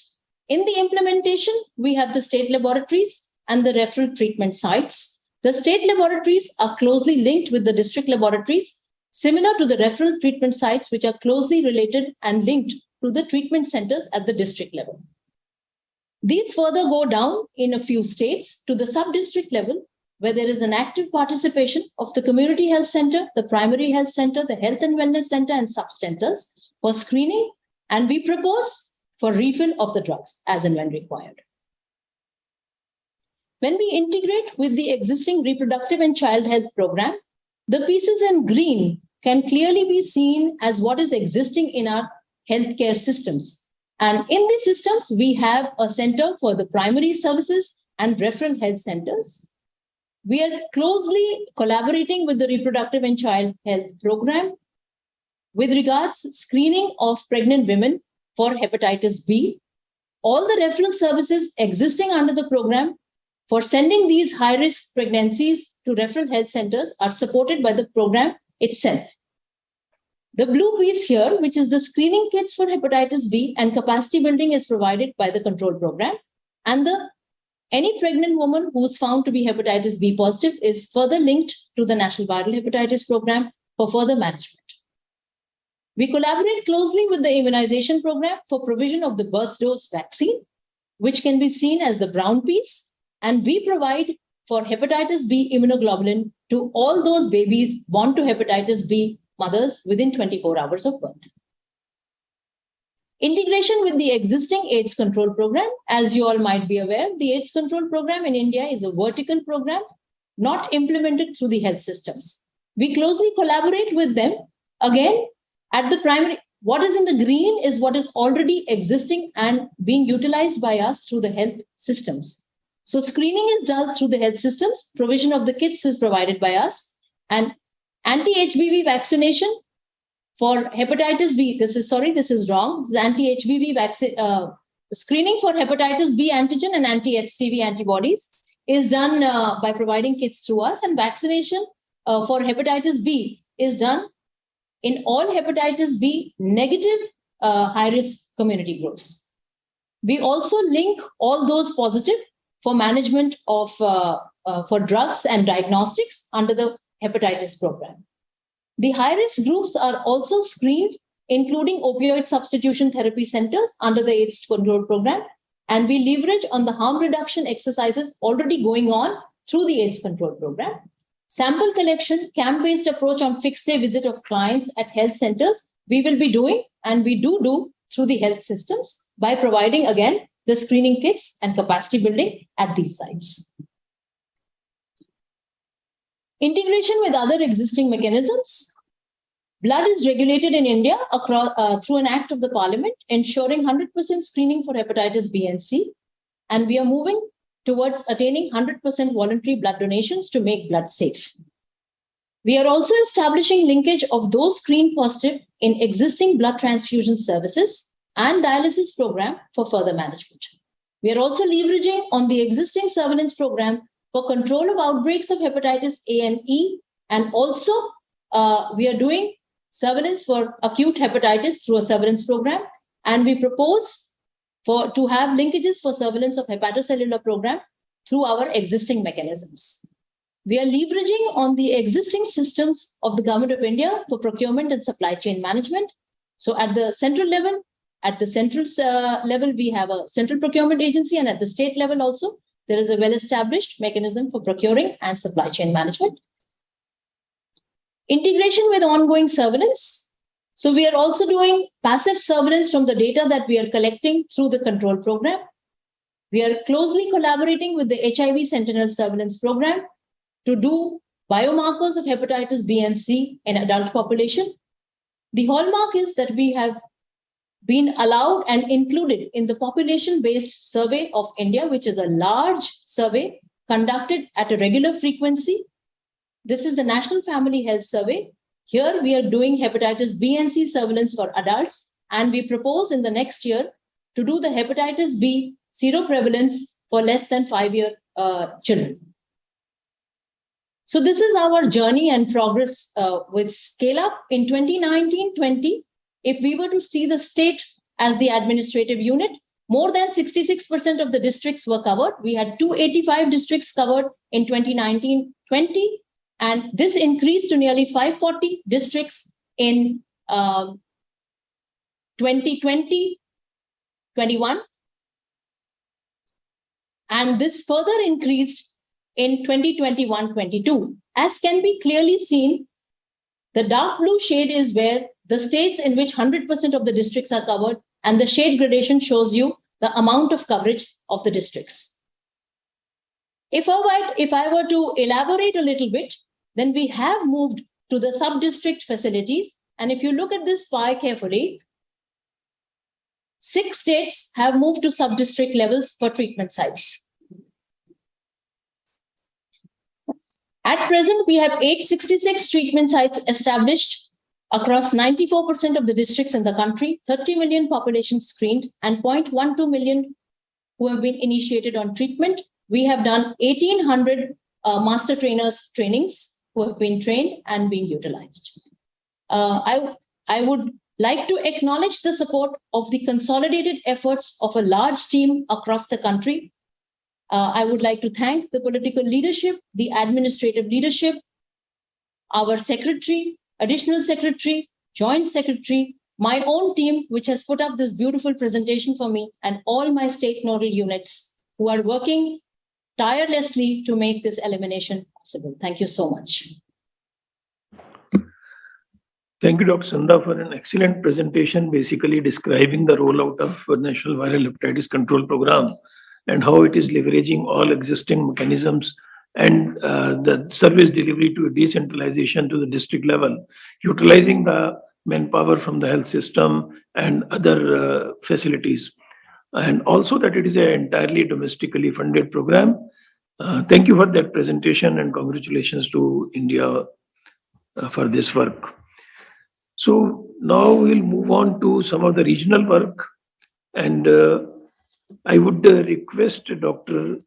Siburin Rosal, who is Technical Officer for Vaccine Preventable Disease in IVD team at CRO and Focal Point for Hepatitis B Control. She has a long career in WHO spanning over 25 years in 2 regional offices and 2 country offices and various field assignments. She will be talking on challenges on scaling up hepatitis B birth dose.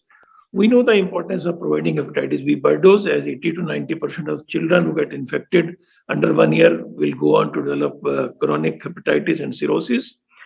There has been an increase in hepatitis B birth dose coverage from 34% in 2015 to almost 54% in 2020, but 2019, and with a 36% gap to 2022 targets. So Dr. Sigi will elaborate on some of the challenges and how to overcome those challenges. Over to you, Dr. Sigi. Thank you very much, Dr. Rivari, and please confirm that I'm audible. Yes, you are loud and clear. Thank you. Thank you again, and warm greetings of the day to everyone. I would like to present the challenges with the hepatitis B birth dose in the overall context of immunization, and very much based on data analysis. So to start with, all the 11 countries in the region provide hepatitis B vaccination in their national schedules for at least over 10 years, and some introduced the vaccine already in the 1990s. 8 countries also provide a birth dose. The most recent introductions were in 2 countries in 2016. And most likely, as part of successful immunization programs, 4 countries have been verified for having achieved the 2020 control goal of surface antigen less than 1% in children at least 5 years old through nationally representative surveys, and you see the results in the table here. You should note that Bangladesh and Nepal, who have already achieved the control goal and have low prevalence in children, do not provide the birth dose. Next slide, please. Now, the political commitment through immunization for hepatitis B control is expressed through the Regional Vaccine Action Plan 2016 to 2021. One of the 8 goals is accelerating hepatitis B control, and there are 4 key strategic objectives listed here, whereas the priority is given to the birth dose and then followed by at least 3 doses in infancy. The performance is monitored by annual meetings of the Immunization Technical Advisory Group of the region, where all countries participate. And the plan's successor, the Regional Vaccine Implementation Plan 2022 to 2026, will again have a focus on hepatitis B control. Next slide. Now, when we look at the regional coverage, we can see that robust immunization systems built over the years have resulted in high and sustained regional coverage for the 3 doses of hepatitis B vaccine in the range of 90% since 2014. The regional birth dose coverage, though, had a slower uptake. You see it in the orange line, and remains significantly lower. This is to some degree impacted by the 3 countries that do not provide the birth dose, and they account for about 12% of the regional annual birth cohort, but there are possibly also still many missed opportunities. Additionally, you can see how the pandemic had a significant impact and has reduced the coverage for both by a couple of percent. Next slide, please. Now, behind this regional coverage, we observe performance variance between countries. Remember, Bangladesh, Bhutan, Nepal, and Thailand were already verified for having achieved the control goal, and they all have achieved consistently high coverage. A few declines have been seen in Nepal, but we are working with the countries so that these pandemic impact observations are being rectified. Other countries with consistently high coverage, like the DPR, Korea, Maldives, and Sri Lanka, are very much willing to do national surveys, but they can only be implemented when the pandemic conditions will allow to do so. We see, however, also again the impact of the pandemic on coverage For example, you will notice that there's a very low coverage in the DPR Korea in 2021. This is simply because of vaccine stockouts for the second half of the year. You see also the impact of latest political developments, like, for example, in Myanmar. As such, it is of great importance that we do joint country-specific analysis to understand the situation. Next slide, please. We even have to go a step further. We have to go to subnational levels, ideally the district level. And if we look at the hepatitis B3 coverage data by country for 2019, I have not done the analysis for the birth dose because this is not part of the standard data submission to us, but it shows the strength or the weaknesses of a program. So you will see here that we have quite a bit of diversity in the countries at the subnational level. This indicates program fragilities, but also potential inequity aspects. And the subnational mapping of the unreached is absolutely critical. Here in this graph, the two green shades, they show the percentage of district meeting subnational coverage targets. And you see that in some countries, many of the districts do not yet do so. Next slide. Now, in terms of the birth dose coverage from 2017 to 2021, we observed that there is a high sustained coverage in the Democratic Republic of Korea because, interestingly, there were last year no stockouts of the pediatric hepatitis B vaccine, as well as in the Maldives and in Thailand. We have a very good uptake in Timor-Leste since the introduction in 2016, while it is not yet happening in Myanmar. And there's a decline in Bhutan, which needs to be further verified because we need to understand causes and reasons behind it and implications for maintaining the control target in the birth cohorts after the national survey. Next slide, please. I should just go back one more time because I should also highlight that we are having some challenges still in Indonesia, and we need to correlate it a little bit with the respective country presentations. We have here a relatively low coverage through years in India, which has probably something to do with a still strong target focus on institutional deliveries, and I come back to that a bit later. Next slide. Now, we all understand that home deliveries are a key barrier to high birth dose coverage, particularly those home births that are not having skilled birth attendants, whereas the institutional birth allow us a good timely access to newborns also in terms of birth dose vaccination. Now, when we look at the facility delivery or skilled birth attendants data that we have by country, we rely usually on periodic surveys. So I have roughly compared the time period from 2010 to 2019, and we see that we have significant improvements in skilled birth attendants in all but one country, and in others, the high coverage has been maintained. Still, you will note that the birth dose coverage is not yet reaching the same levels in some countries. So we seem to have significant missed low-hanging fruits, like, for example, in India. Next slide, please. Dr. Rivari already pointed out, it is well accepted that 80 to 90% of babies getting hepatitis B virus during their first year of life may be chronically infected with all the respective potential outcomes. And the birth dose followed by at least 2 doses of infant vaccination effectively prevents mother-to-child transmission in at least 90% of cases. Yet it appears that this critical intervention for eliminating mother-to-child transmission may not yet be fully appreciated. Next slide, please.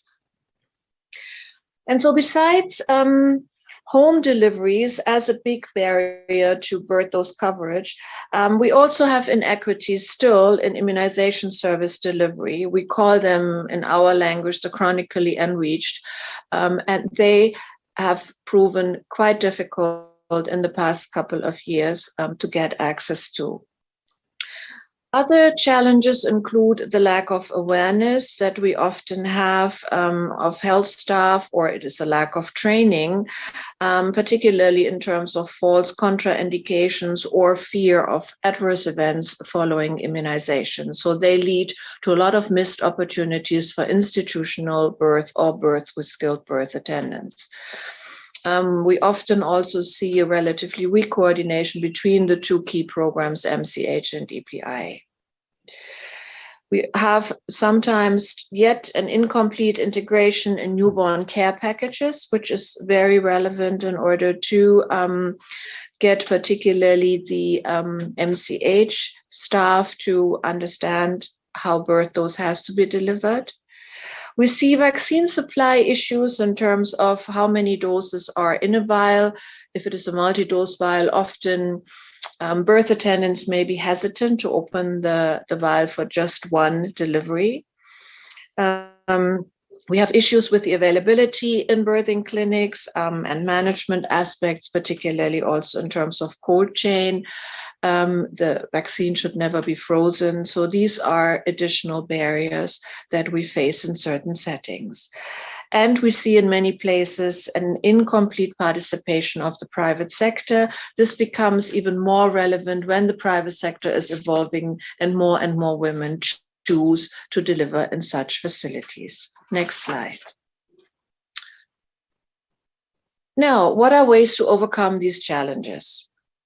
One aspect which we think is fundamental is to use data and evidence. This cannot be emphasized enough. And we can obtain evidence through various monitoring and assessment tools, whether it's for the vaccine coverage, the impact of immunization on prevalence, the adverse events following immunization, through all these various means that I have listed here. We particularly know that the experience of AEFI rumors can very quickly completely derail a hepatitis B birth dose program, and as such, a very strong emphasis is needed here. We need effective communication strategies tailored for different target audiences and a strong coordination between the EPI and MNCH programs, including joint assessments and data analysis, as well as identifying that there are mutual incentives and benefits in working together. Next slide, please. We need to encourage, of course, increasing the proportion of institutional and skilled birth attendant deliveries with various means, particularly proven as effective is providing incentives to families or healthcare workers for referrals to health facilities. We need policies tasking delivery room or postnatal staff, care staff with vaccination responsibilities, which has to be reflected in vaccination protocols and health facility standing orders.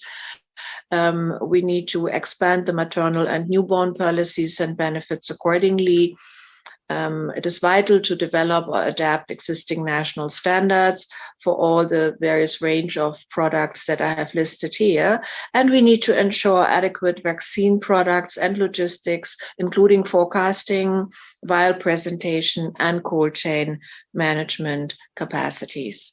So with this one done in a country individual or even subnational individual way based on the impact of the current birth dose vaccination and the bottlenecks will certainly help to improve the coverage further. So I thank you for your attention and the opportunity to present at this important forum. Thank you very much indeed. Thank you very much, Dr. Sigrun, for that excellent presentation and detailed analysis in the region and the challenges of timely birth dose. I'm particularly pleased with the subnational mapping of the unreached critical. It is one of the major metrics for the hepatitis elimination of PMTCT, which we call option A in the interim guidance. So it was good to see the inequalities in the system, because hopefully focused responses will be designed to address those issues. So we thank you so much for this presentation. Now I will quickly go and invite Dr. Nabil to share on building up capacity through collaboration with Project ECHO. We know that Project ECHO is an innovative system for democratizing knowledge. Dr. Nabil is a public health professional with about 20 years experience working in diverse settings. From his role as technical officer for HIV and hepatitis at the WHO Regional Office for the Southeast Asia region, he is transitioning to the country office in Myanmar. Dr. Nabil, thank you very much. You have the floor. Thank you very much, Dr. Leslie. I'll try to be very brief because I'm mindful about the time constraints here. So I'll try to divide the next 9 minutes or so into 3 broad headings. First, I'll try to give some background introduction, and then I'll look upon some of the data which we collected over the last 11 months of conducting these monthly sessions on both hepatitis B and C, and what this data says, and some of the reflections and takeaway for us as we move forward. So to start with the background, initially, 3 words which we have been hearing very often in the last 2-3 days in the symposium here is like decentralization, simplification, and primary healthcare. Next slide, please. So keeping this in mind early on, the 2 regions, WHO Southeast Asia and the Western Pacific regions, jointly brought out these training modules in partnership with WHO collaborating centers and other organizations as well. So the idea was to have some simple training modules which a trained physician or a health care worker can use at his or her settings to train others as well. So this was launched sometime in 2020, and it was proposed to follow this up with a face-to-face training of trainers so that they can go back to their countries in the region and take it forward. However, like most of our other programs got affected, COVID-19 came as a block for this one as well. But almost at the same time, we were having this discussion of entering into a partnership agreement with Project ECHO. I'm not going to say more about Project ECHO. Dr. Leslie gave an introduction in the beginning, like the basic idea is to democratize knowledge using technology so that we can reach other places where people don't have that kind of facilities for constant training. So with this in mind, we planned a virtual training of trainers. Next slide, please. So this happened in the month of March in 2021. So instead of having full day sessions, this was done as 3 half-day sessions. By the way, the original training was planned for 1 full week, but for the virtual platform, this was condensed into 3 half-day sessions. And the nominations were requested from all the countries in the region, and 10 countries sent participants for this 3-day training program. And the participants were a mix of program managers, clinicians, WHO country office focal persons, and others from community and civil society organizers as well. So this was the first program which we started through the partnership agreement which we entered with Project ECHO from the regional office, from a regional point of view. Later on, some countries also took it up country level initiative. For example, Nepal did a cohort for their COVID-19 response during the wave in 2021. So after the TOT, we collected some feedback from the participants. Not going into the details, but essentially on all counts, participants expressed an increase in confidence, whether it's basic sciences related to hepatitis or testing and treatment or using the guidelines. So on all parameters which we asked these questions before and after, there was a significant increase in the level of confidence. Next slide, please. We also asked about their intent for future engagement. Basically, there were 2 questions which we asked. Will you be using this learning in your work? A whopping 91% said yes.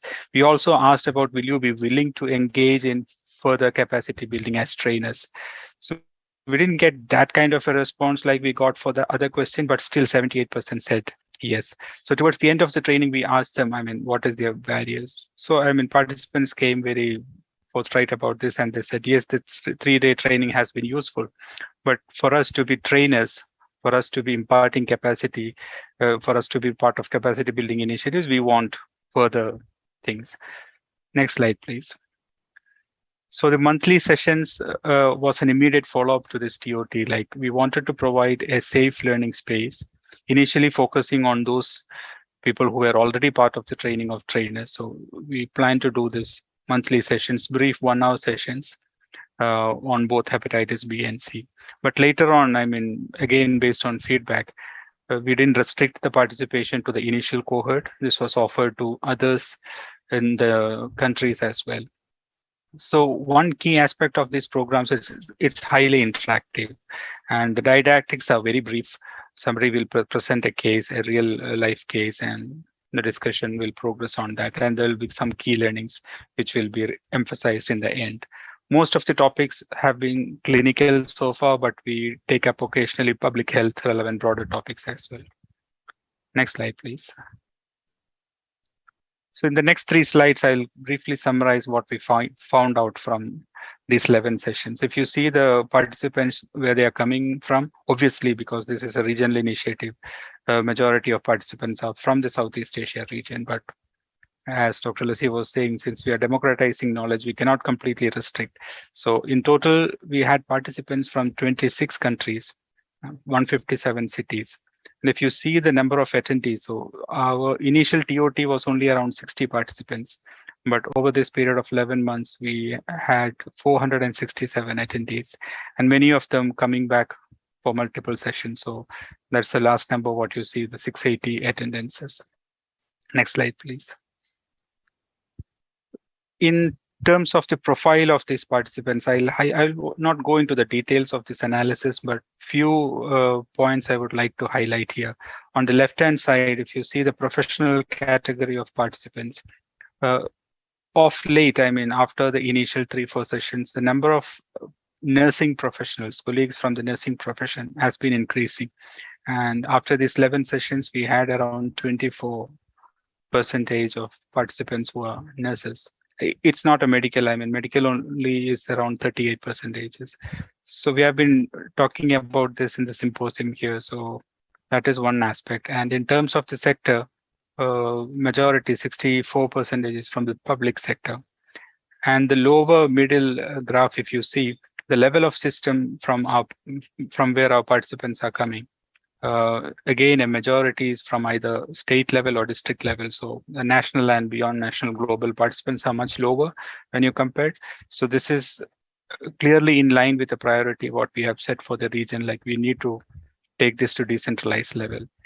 And in terms of experience of the participants, I mean, we wanted to target those who are relatively young, early stage career. So if you see the experience level of the participants, again, majority is less than 10 years of experience. As I said in the beginning, I mean, the right lower graph shows the number of participants per session. So we started off with that kind of standard cohort of initial TOT. Then we started expanding. We had one of the public health related topic on expanding diagnosis. So in that session, we had around 180 participants.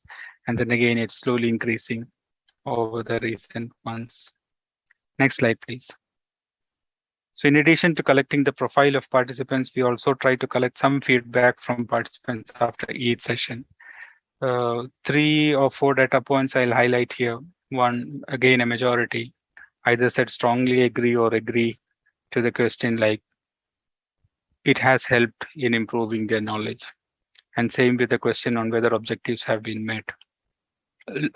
On the lower 2 graphs, I mean, 2 questions we asked is whether did you learn something new? Again, a whopping majority, 97% said yes, they learned something new. But more importantly, 91% of them confirmed that what has been discussed during our sessions will make some change in their care plan, or they are going to use it in their day-to-day practice. So this is again a very significant finding for us in terms of planning for future. Next slide, please. So in terms of defining the path forward, I mean, most of the things will be coming up from this data. Some more granularity we look at also in terms of trend. But we also plan to do a focus group discussion involving the initial participants of the TOT as well as some of the participants from these 11 sessions. Broadly, the follow-up plan is to continue these 1 hour sessions either as monthly itself or maybe every 2 months or whatever which is coming up. But more importantly, one follow-up item which we will be pursuing further is to have country-specific cohorts, starting with country-specific TOTs, and then they can take it forward from there. In some countries in our region, this is already happening in partnership with Project ECHO.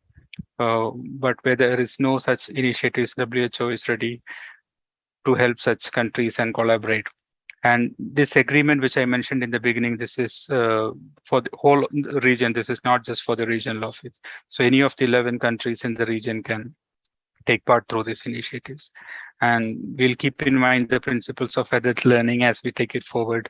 And definitely this will continue to be a low dose, high frequency sessions, which a lot of interactive.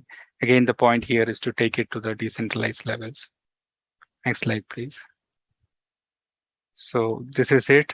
And even though I'm presenting here, a lot of people who have worked in the background for this, both from WHO regional office as well as from the Project ECHO. So thanks everyone and thanks for listening.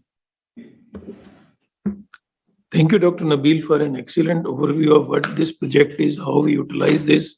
And we are continuing with monthly session on hepatitis C on last Thursday of every month. And just to highlight that this is not specific to hepatitis, we have an agreement with Project ECHO that this can be utilized by other disease programs, also other units. And the MOU that we have with the Project ECHO can be utilized by all country member states in the region without having the need to go to another MOU. So we can expand these activities to our country offices also. Thank you very much, and apologies that we are delayed, but we had some agreement that we will continue beyond our scheduled time. And now moving on to a panel discussion, we know that the upcoming regional action plan, which has been shared with most of the participants already, the draft of which, it places a lot of emphasis on working together with the communities, including the community-led models, not only for service delivery, but also their participation in all of the activities leading towards elimination in an integrated way. So we have Dr. Pauline Chan to moderate this panel discussion. I don't think Dr. Pauline Chan needs an introduction to you. She is presently the team lead for communicable disease in India, country office in WHO. And prior to this, she was the hepatitis focal point in Western Pacific region. And again, to inform you that she has been my mentor in HIV program way back. She was in India earlier. Over to you, Dr. Pauline. Thank you so much, Dr. Viwari. And indeed, it is very nice to be back in South Asia and to work with all of you. So without further ado, we are going to run a panel discussions with a few people from the civil society. And this panel will really focus on the role of civil society in accelerating the hepatitis agenda in the region. So I'm going to first introduce the panelists, which includes Professor Shanmugam from the Chennai Liver Foundation, who's the pioneer in the field of gastroenterology, with more than 5 decades of experience in providing quality healthcare. He is also the first certified gastroenterologist in India. He performed the first ever liver transplant in the country back way in 1996 and is the member of the World Hepatitis Alliance for Southeast Asia.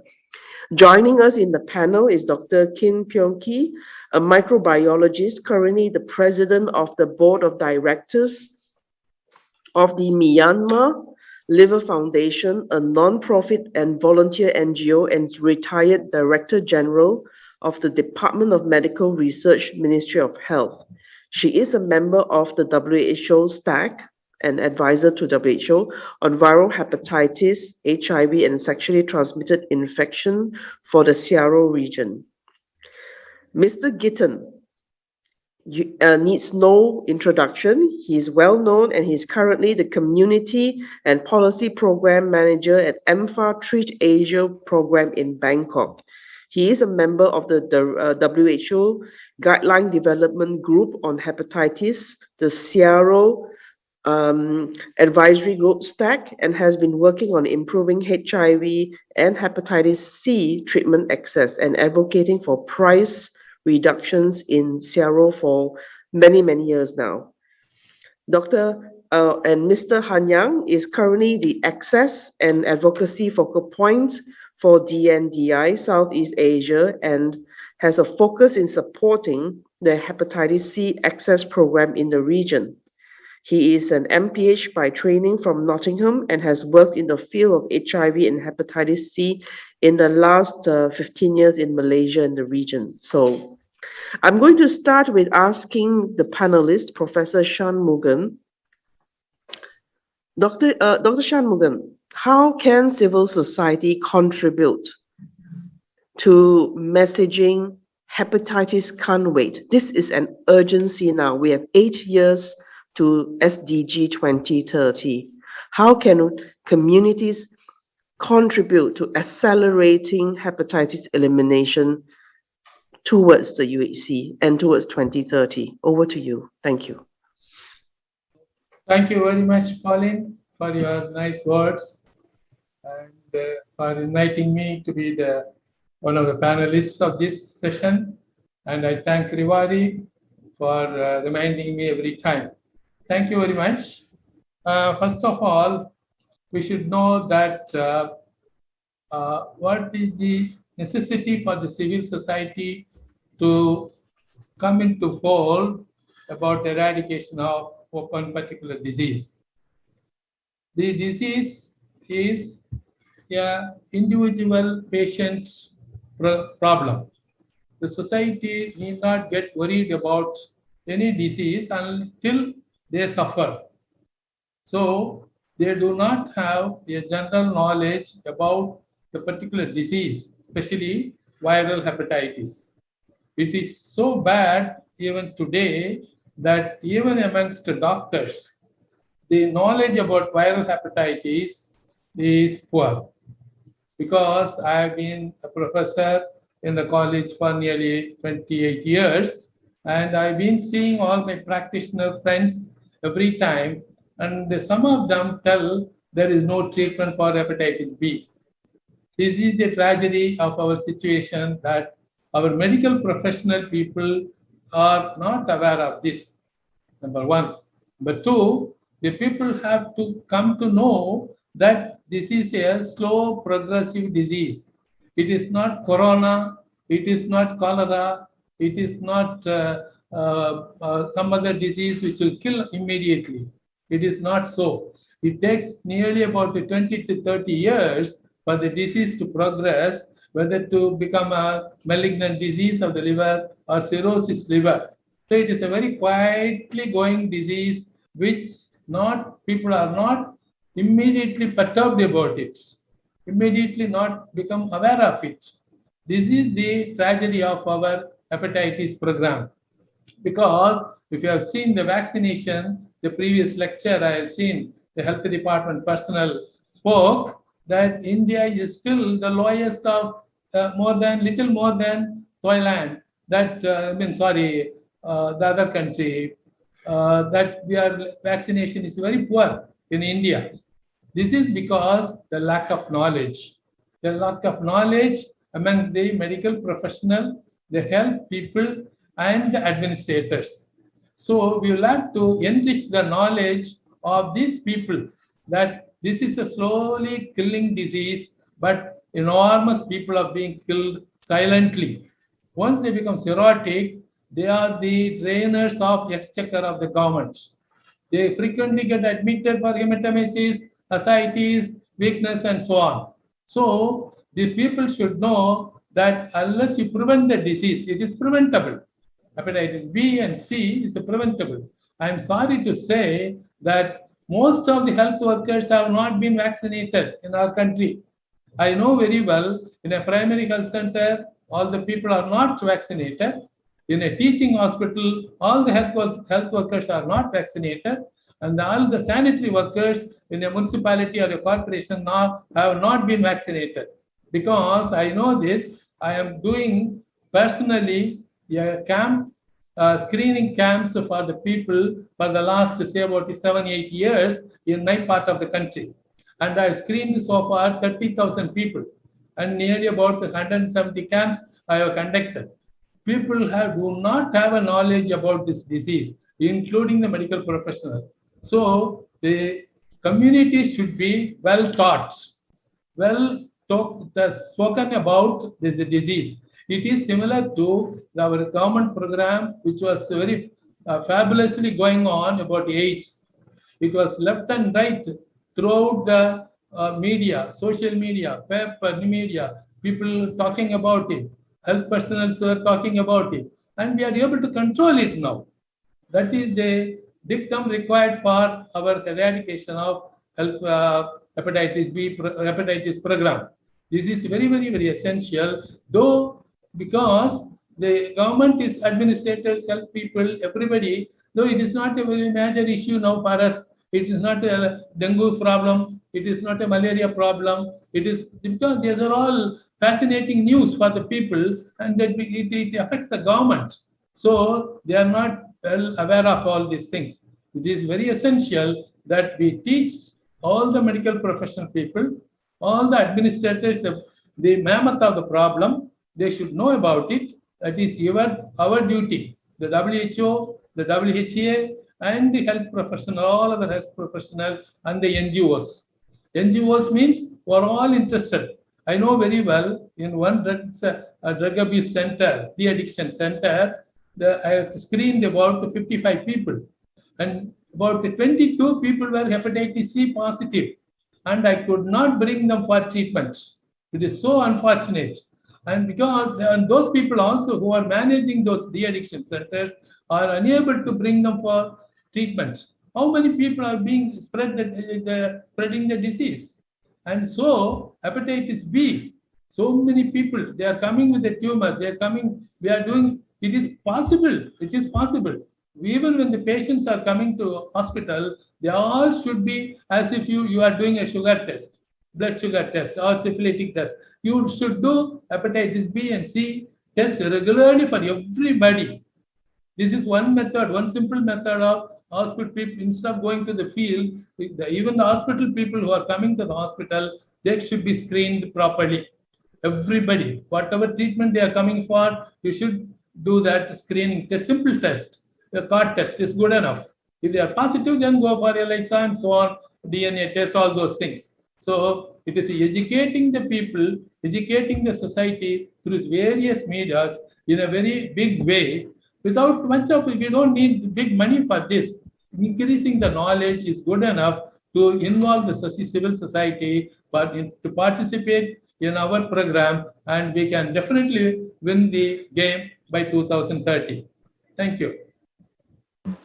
Thank you so much, Professor. And what it also says to me, the World Hepatitis Alliance is an alliance. It's an alliance of very many different people, not just from community, but also medical professionals, healthcare workers. And it is everybody's business to be an advocate and to advocate for others as well on behalf of everyone else, because it is the greater good that matters. And that's the messaging I get from you.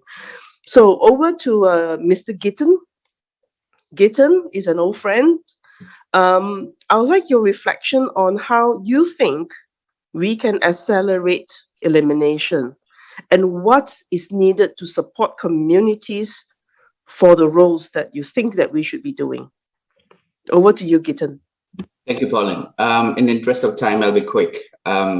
The last 1 decade, I think we have seen a lot of progress on viral hepatitis, and that's specifically very much on hepatitis C.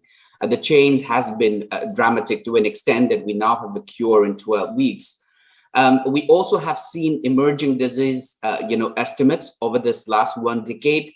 And if you note hepatitis B, you would have seen an increasing trend, and now the latest one being 296 million people living with chronic hepatitis B and 58 million. So hepatitis B has been increasing and hepatitis C to an extent in disease estimates has been decreasing.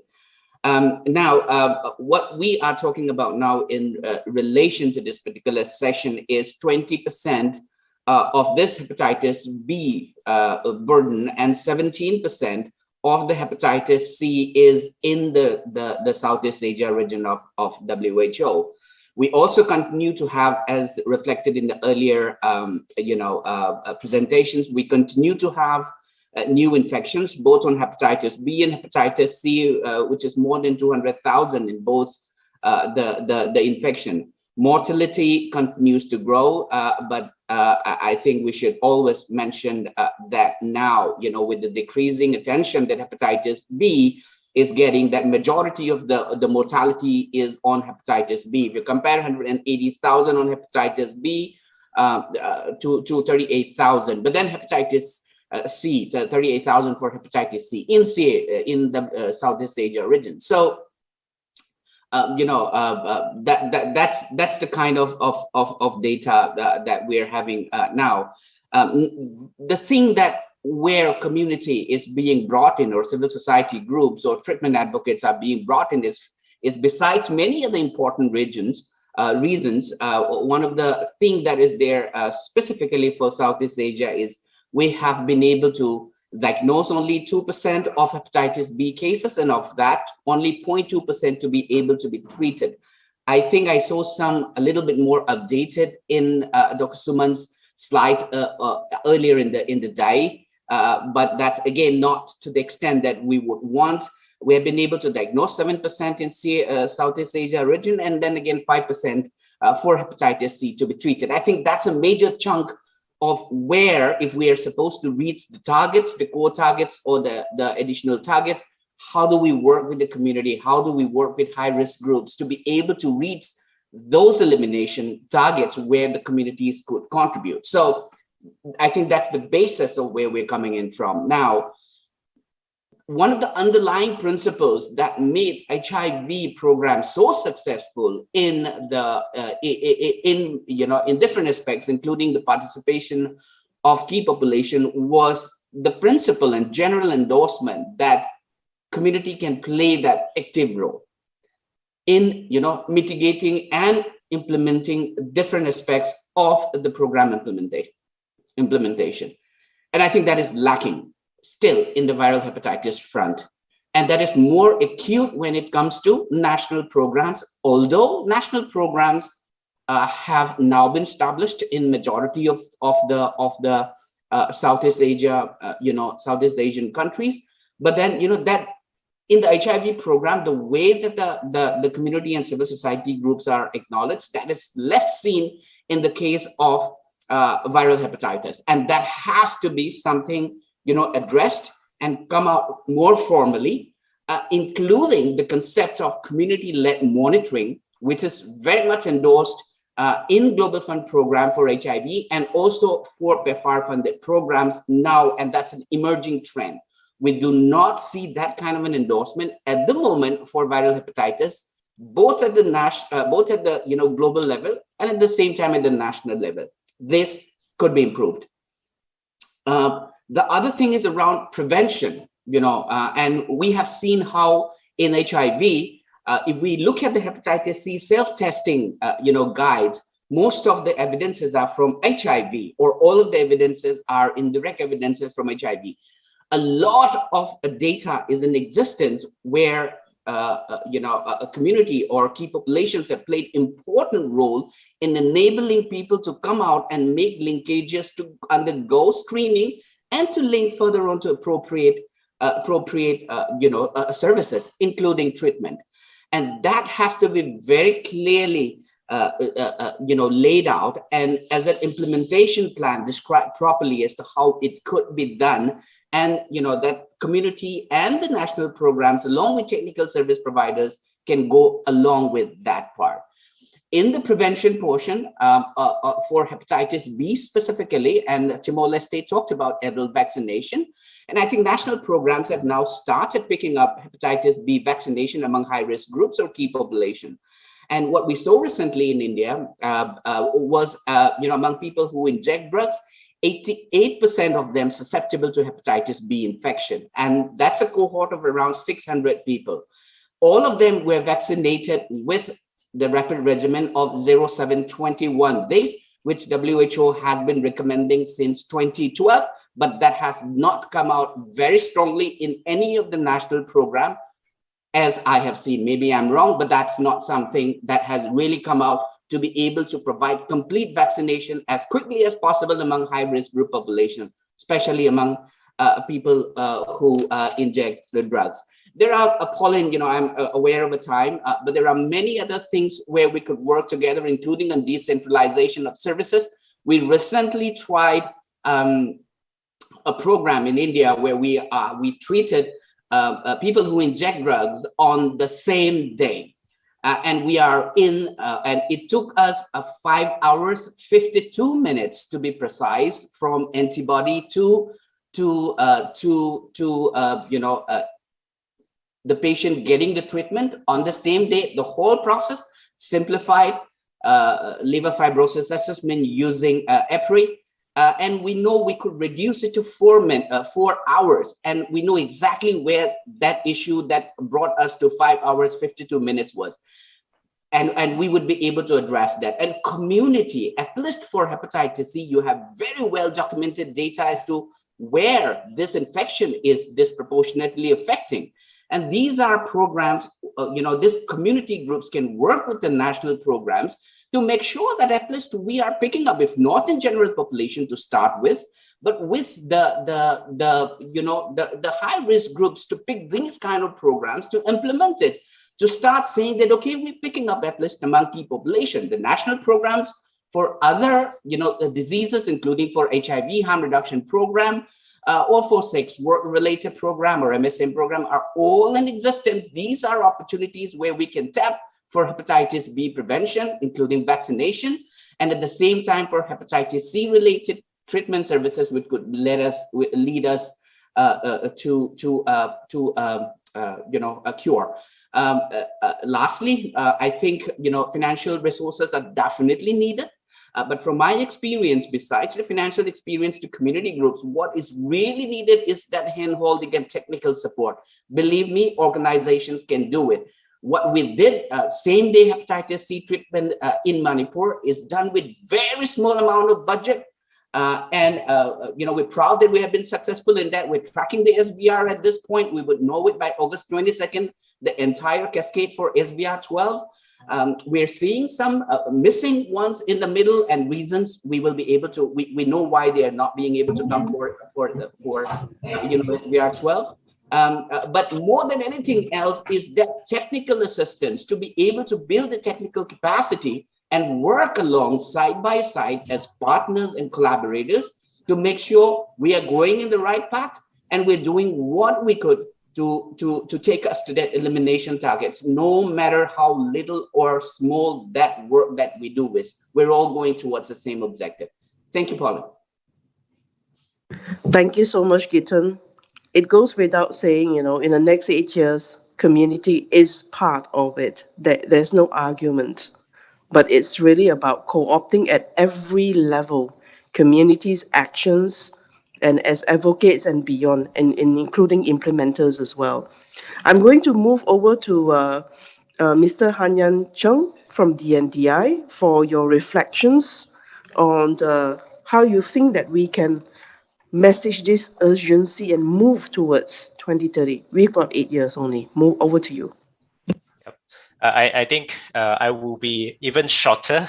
I think Gitan have really said all the important message to all the program managers and all the participants in the forum itself.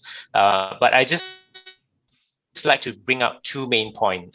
Point number one is about partnership. I think the very important element for the community response is like what Gitan said, is for the countries, for the Ministry of Health to acknowledge the community as a partner, and therefore involve the partners in the process from right in the beginning of the design of the project until the implementation of the project itself. And we see, I'm impressed with a lot of examples shown today by Timor-Leste, India, and in the region, we do see a lot of collaborations in Indonesia and Thailand as well on how pilot project has been set up with the involvement of the community. So I think this is point number one that we must always remember. The country leaders, the country policymakers need to always remember to view community as a partner in this response towards elimination. And number two, I think is more also Gitan has touched this point as well, is about capacity building. I think the community definitely need some kind of support, like what Gitan said. It's not always about money, so you wouldn't need to have a big chunk of funding to support for a community response. So it's very important for the country's policymakers and Ministry of Health, when you conduct training, for example, it's always important to involve the community in your training as well, to a certain extent, whenever possible. So if you run the training for simplification of viral hepatitis treatment, it will be important for you, would be best if you can involve some of the community members to be part of the participation, and for them to learn and know what are the simple message for them to deliver to the community. Because at the end of the day, elimination, like Pauline, like you said, is just 8 years. And we know a lot of countries have started to treat their patients in the facility. But what are the patients outside of the facility? So there is almost another 80% that we still need to screen and really bring them forward to treatment. So these are the challenges. And I think the community need to be empowered and work together with the government and have training as well, just like the healthcare workers. Like Prof. Shanmugam said, even the healthcare workers, a lot of them have low knowledge about viral hepatitis. So community is the same. So we will need to really put them in mind as well in the response. Thank you. Thank you so much, Han Yang. What you did remind me was the first thing when Dr. Rivari said mentoring. Everybody needs reverse mentoring. And certainly in my experience of learning public health and learning how to deliver better to involve communities, I was reverse mentored by communities as well. And I learned so much. And today I'm who I am because of people on ground. So thank you to communities for teaching me how to become a better public health person. So moving on to our last panelist, Dr. Kin Pyong from Myanmar Liver Foundation. In your setting, how do you think that governments or other people may support communities in accelerating action in your area, in your country? Thank you. Thank you. Apart from funding, there are many supports the government should provide to the communities to let them play their important roles. For instance, technical support on community engagement and organizing campaigns is really important for civil societies. That includes capacity building activities and ensuring access to information regarding hepatitis. The donors and development agencies must also encourage the governments to recognize the roles of communities in eliminating hepatitis and include them as part of hepatitis programs development. It is also critical to facilitate coordination among different communities in hepatitis efforts and support building networks and create opportunities for cross-learning and exchange visits so that the community's voices are collective and powerful in addressing hepatitis. This is actually carried out on the ground with obvious win-win situation. The Myanmar Liver Foundation has been trained initially by experienced partner organizations like, for instance, harm reduction services, technology transfer to carry out molecular tests, software transfer and usage training for data collection and analysis, like FibroScan usage at our charity clinic, training for the FibroScan usage. So Myanmar Liver Foundation also in turn trained partners on treatment and care for liver patients, basic laboratory test training, etc. So a strong network has been formed between partners to work together for the fight against liver diseases. Since viral hepatitis disease burden is high in the Southeast Asia region with an estimated 53 million of chronic hepatitis B virus and hepatitis C virus infected people. The affected community and stakeholders have the unique knowledge about what will be acceptable, accessible, and effective. The civil society has the key role in raising the profile of viral hepatitis and pushing for its inclusion in national policies. For the elimination of viral hepatitis to be successful, their close ongoing involvement is essential. Currently, with the COVID-19 pandemic since early 2020 and political crisis since early 2021 in Myanmar, healthcare system has been disrupted due to travel restrictions and loss of human workforce. CSOs and communities have been facing many challenges in delivering healthcare to those in need. So even at Myanmar Liver Foundation, we have made innovative changes at the clinics and at the office to adjust to the situation. And we have been helped also by the National Hepatitis Control Program. Like for instance, we give health education activities and they are given online, interviewed by Viber, on TV channels, video calls, and radio FM programs. Health articles have been published in the newspapers and journals, and health education pamphlets distributed.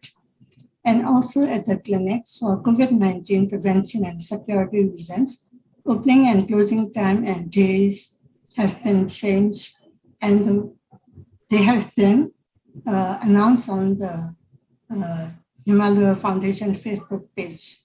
And also the staff attendance adjustments have been made so that people in need of continuous care, especially liver cases at our clinic, so they will have the continuum of care. And Viber group has been established within our groups so that we can exchange important information and news. So even now, in this situation, we are working in collaboration with the National Hepatitis Control Program to continue our work to fight against viral hepatitis. And since we have a very strong network among our civil society organizations, we are going ahead with our work for this fight against viral hepatitis. Thank you. Thank you, Dr. Kin. Indeed, the changes in COVID-19 has pushed everyone into virtual and digital knowledge. This is a fundamental shift globally and in the region as well. And as you said, it has democratized knowledge to everyone. So knowledge is not just a matter of healthcare professionals. Everyone can access to it, everyone can know it, and everyone can use it. Thank you very much, and I wish you luck on the very challenging times ahead. But I'm sure together it is possible to get to elimination in all regions and all countries as well. And with this, we will now conclude the panel. Thank you very much. We are a little bit compressed with time, and I'll pass the back to Dr. Rivari and to Funmi. Thank you. Thank you very much, Dr. Pauline. It has been an excellent and exciting regional session with shared information and impressive lessons learned from the regions with regards to immunization and this wonderful ECHO program from 5 countries that have made great strides in the progress for viral hepatitis, and also from the community groups. The community groups are at the center of the hepatitis response. And what is clear is the need to accelerate action on all aspects of the response to both hepatitis B and C. And it's going to take collaboration of all stakeholders to reach elimination. We thank all the speakers and the audience, and I hand over to Dr. Rewai to close the meeting. Thank you very much, and over to you. Before I close this session, I would just like to highlight some of the key points that we learned today. We are delayed a bit and we are not able to answer the question, but we'll surely send the questions reply by email.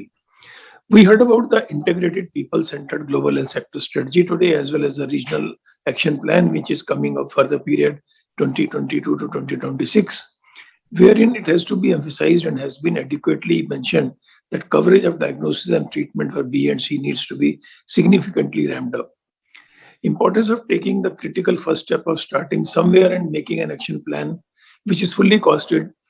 It is emphasized from the Bangladesh experience, and we are having a workshop in the country to support this activity. Commitment for domestic fund is also encouraging, but it is also noted that there are some catalytic funding, innovative financing mechanisms that need to be fully leveraged. We often hear that data for hepatitis is a big challenge for planning as well as program monitoring. The experience from Bhutan shows how this can be addressed using a simple low-cost system, both for individualized patient monitoring as well as aggregate data and a national dashboard for analysis. The Delhi experience is a clear example of how testing and treatment scale-up can be undertaken successfully in decentralized setting through a model of stewardship between an expert tertiary care center and primary health care centers around it. This is feasible. Indonesia's commitment and ongoing scale-up of services towards the MTCT of hepatitis B is inspiring for all the countries in the region, and particularly impressive is coverage of immunoglobulin for the infant born to positive mother. But we hope to see provision of tenofovir taking a more important role, as it is already in the plan. India's experience in terms of rollout of the National Viral Hepatitis Control Program, it's a great way to make sure how hepatitis programs can coexist and grow to scale suitably within the existing health system in a federal system with a close coordination and collaboration with other departments. Certainly, UHC model is the key and needs to be adopted across. Even while focusing on other aspects of prevention, testing, and treatment, importance of vaccination cannot be lost out of sight, and the specific recommendation around immunization and challenges around birth dose coverage and some of the solutions offered should be very helpful in increasing the birth dose coverage to desired levels.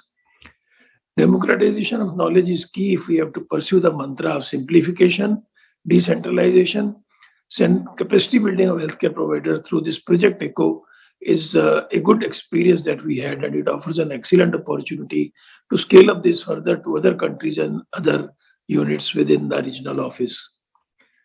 Dr. Pauline has nicely moderated that panel and said that community participation is not an option anymore. The challenges to overcome towards elimination are enormous, and only through community involvement and leadership we can overcome these, whether it is in advocacy or awareness, planning, service delivery, or even monitoring. Community needs to be engaged as real partners at all stages. The Regional Action Plan for Southeast Asia emphasizes certain measures beyond these that community health workers need to be brought actually at par with the healthcare workers in the public health system, and they need to be recognized as part of the system. Lastly, a big thank to all speakers, my co-chair, Dr. Fumi, Dr. Pauline Chan, representatives from civil society, the World Hepatitis Alliance for this opportunity, and the IT team for seamless projections. Hepatitis elimination cannot wait, and we have to all work together for this within the evolving health systems. Thank you very much. And with this, we come to an end of this. And before we really close, we'd like to have a picture of all the participants. If you can switch on your cameras, we'll try to take some screenshots.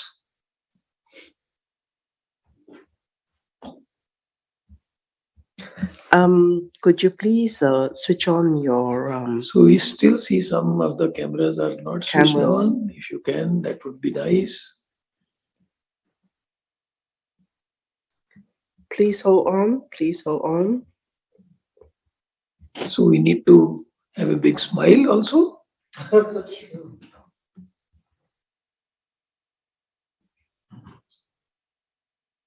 So cheese. Well done. Yes. Thank you. Thank you. Thank you. And with this, we close this session. Thank you. Thank you. Thank you. Thank you. Thank you all. So you cannot go overseas. Bye. Thank you, everyone. Thank you. No one at all from my village had that opportunity to go overseas for study. And for sure, my parents would not be able to afford any of that. So having a scholarship to study overseas is actually a really big deal for someone from a village in the north of Vietnam. And I was lucky enough to secure a scholarship to study in Europe. And as a part of the paperwork, I have to go through a health check. And hepatitis B test is among the health check. So when I came to get the result, the doctor told me that, look, you have hepatitis B, so you cannot go overseas. And then I had to reject the scholarship just because he told me so. I don't know why, by that time, I didn't challenge him or explore more, whether what he said was correct. But look, as a first year university student and you had no experience in life, and then you tend to trust everyone that deem to be more superior than you, like the doctor in the hospital.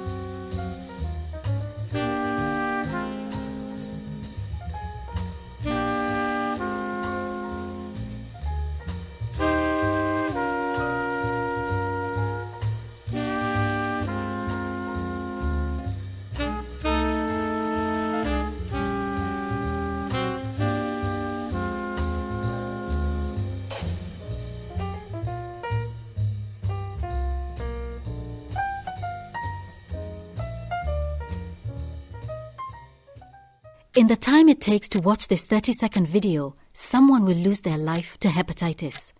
It could be your parent, your partner, your child. It could be you. But it doesn't have to be this way. There is a cure for hepatitis C, a vaccine and effective treatment for hepatitis B. We have the power to eliminate hepatitis and save 1.1 million lives each year. It's time to act. Hepatitis can't wait.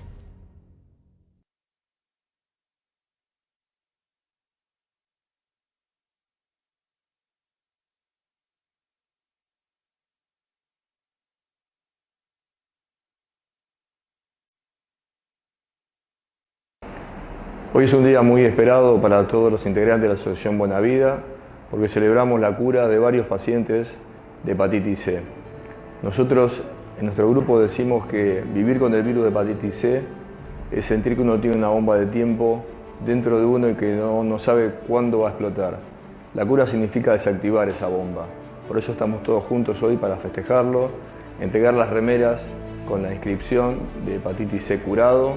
Y ese es el momento cúlmine de nuestra labor como voluntarios de la Asociación Buena Vida.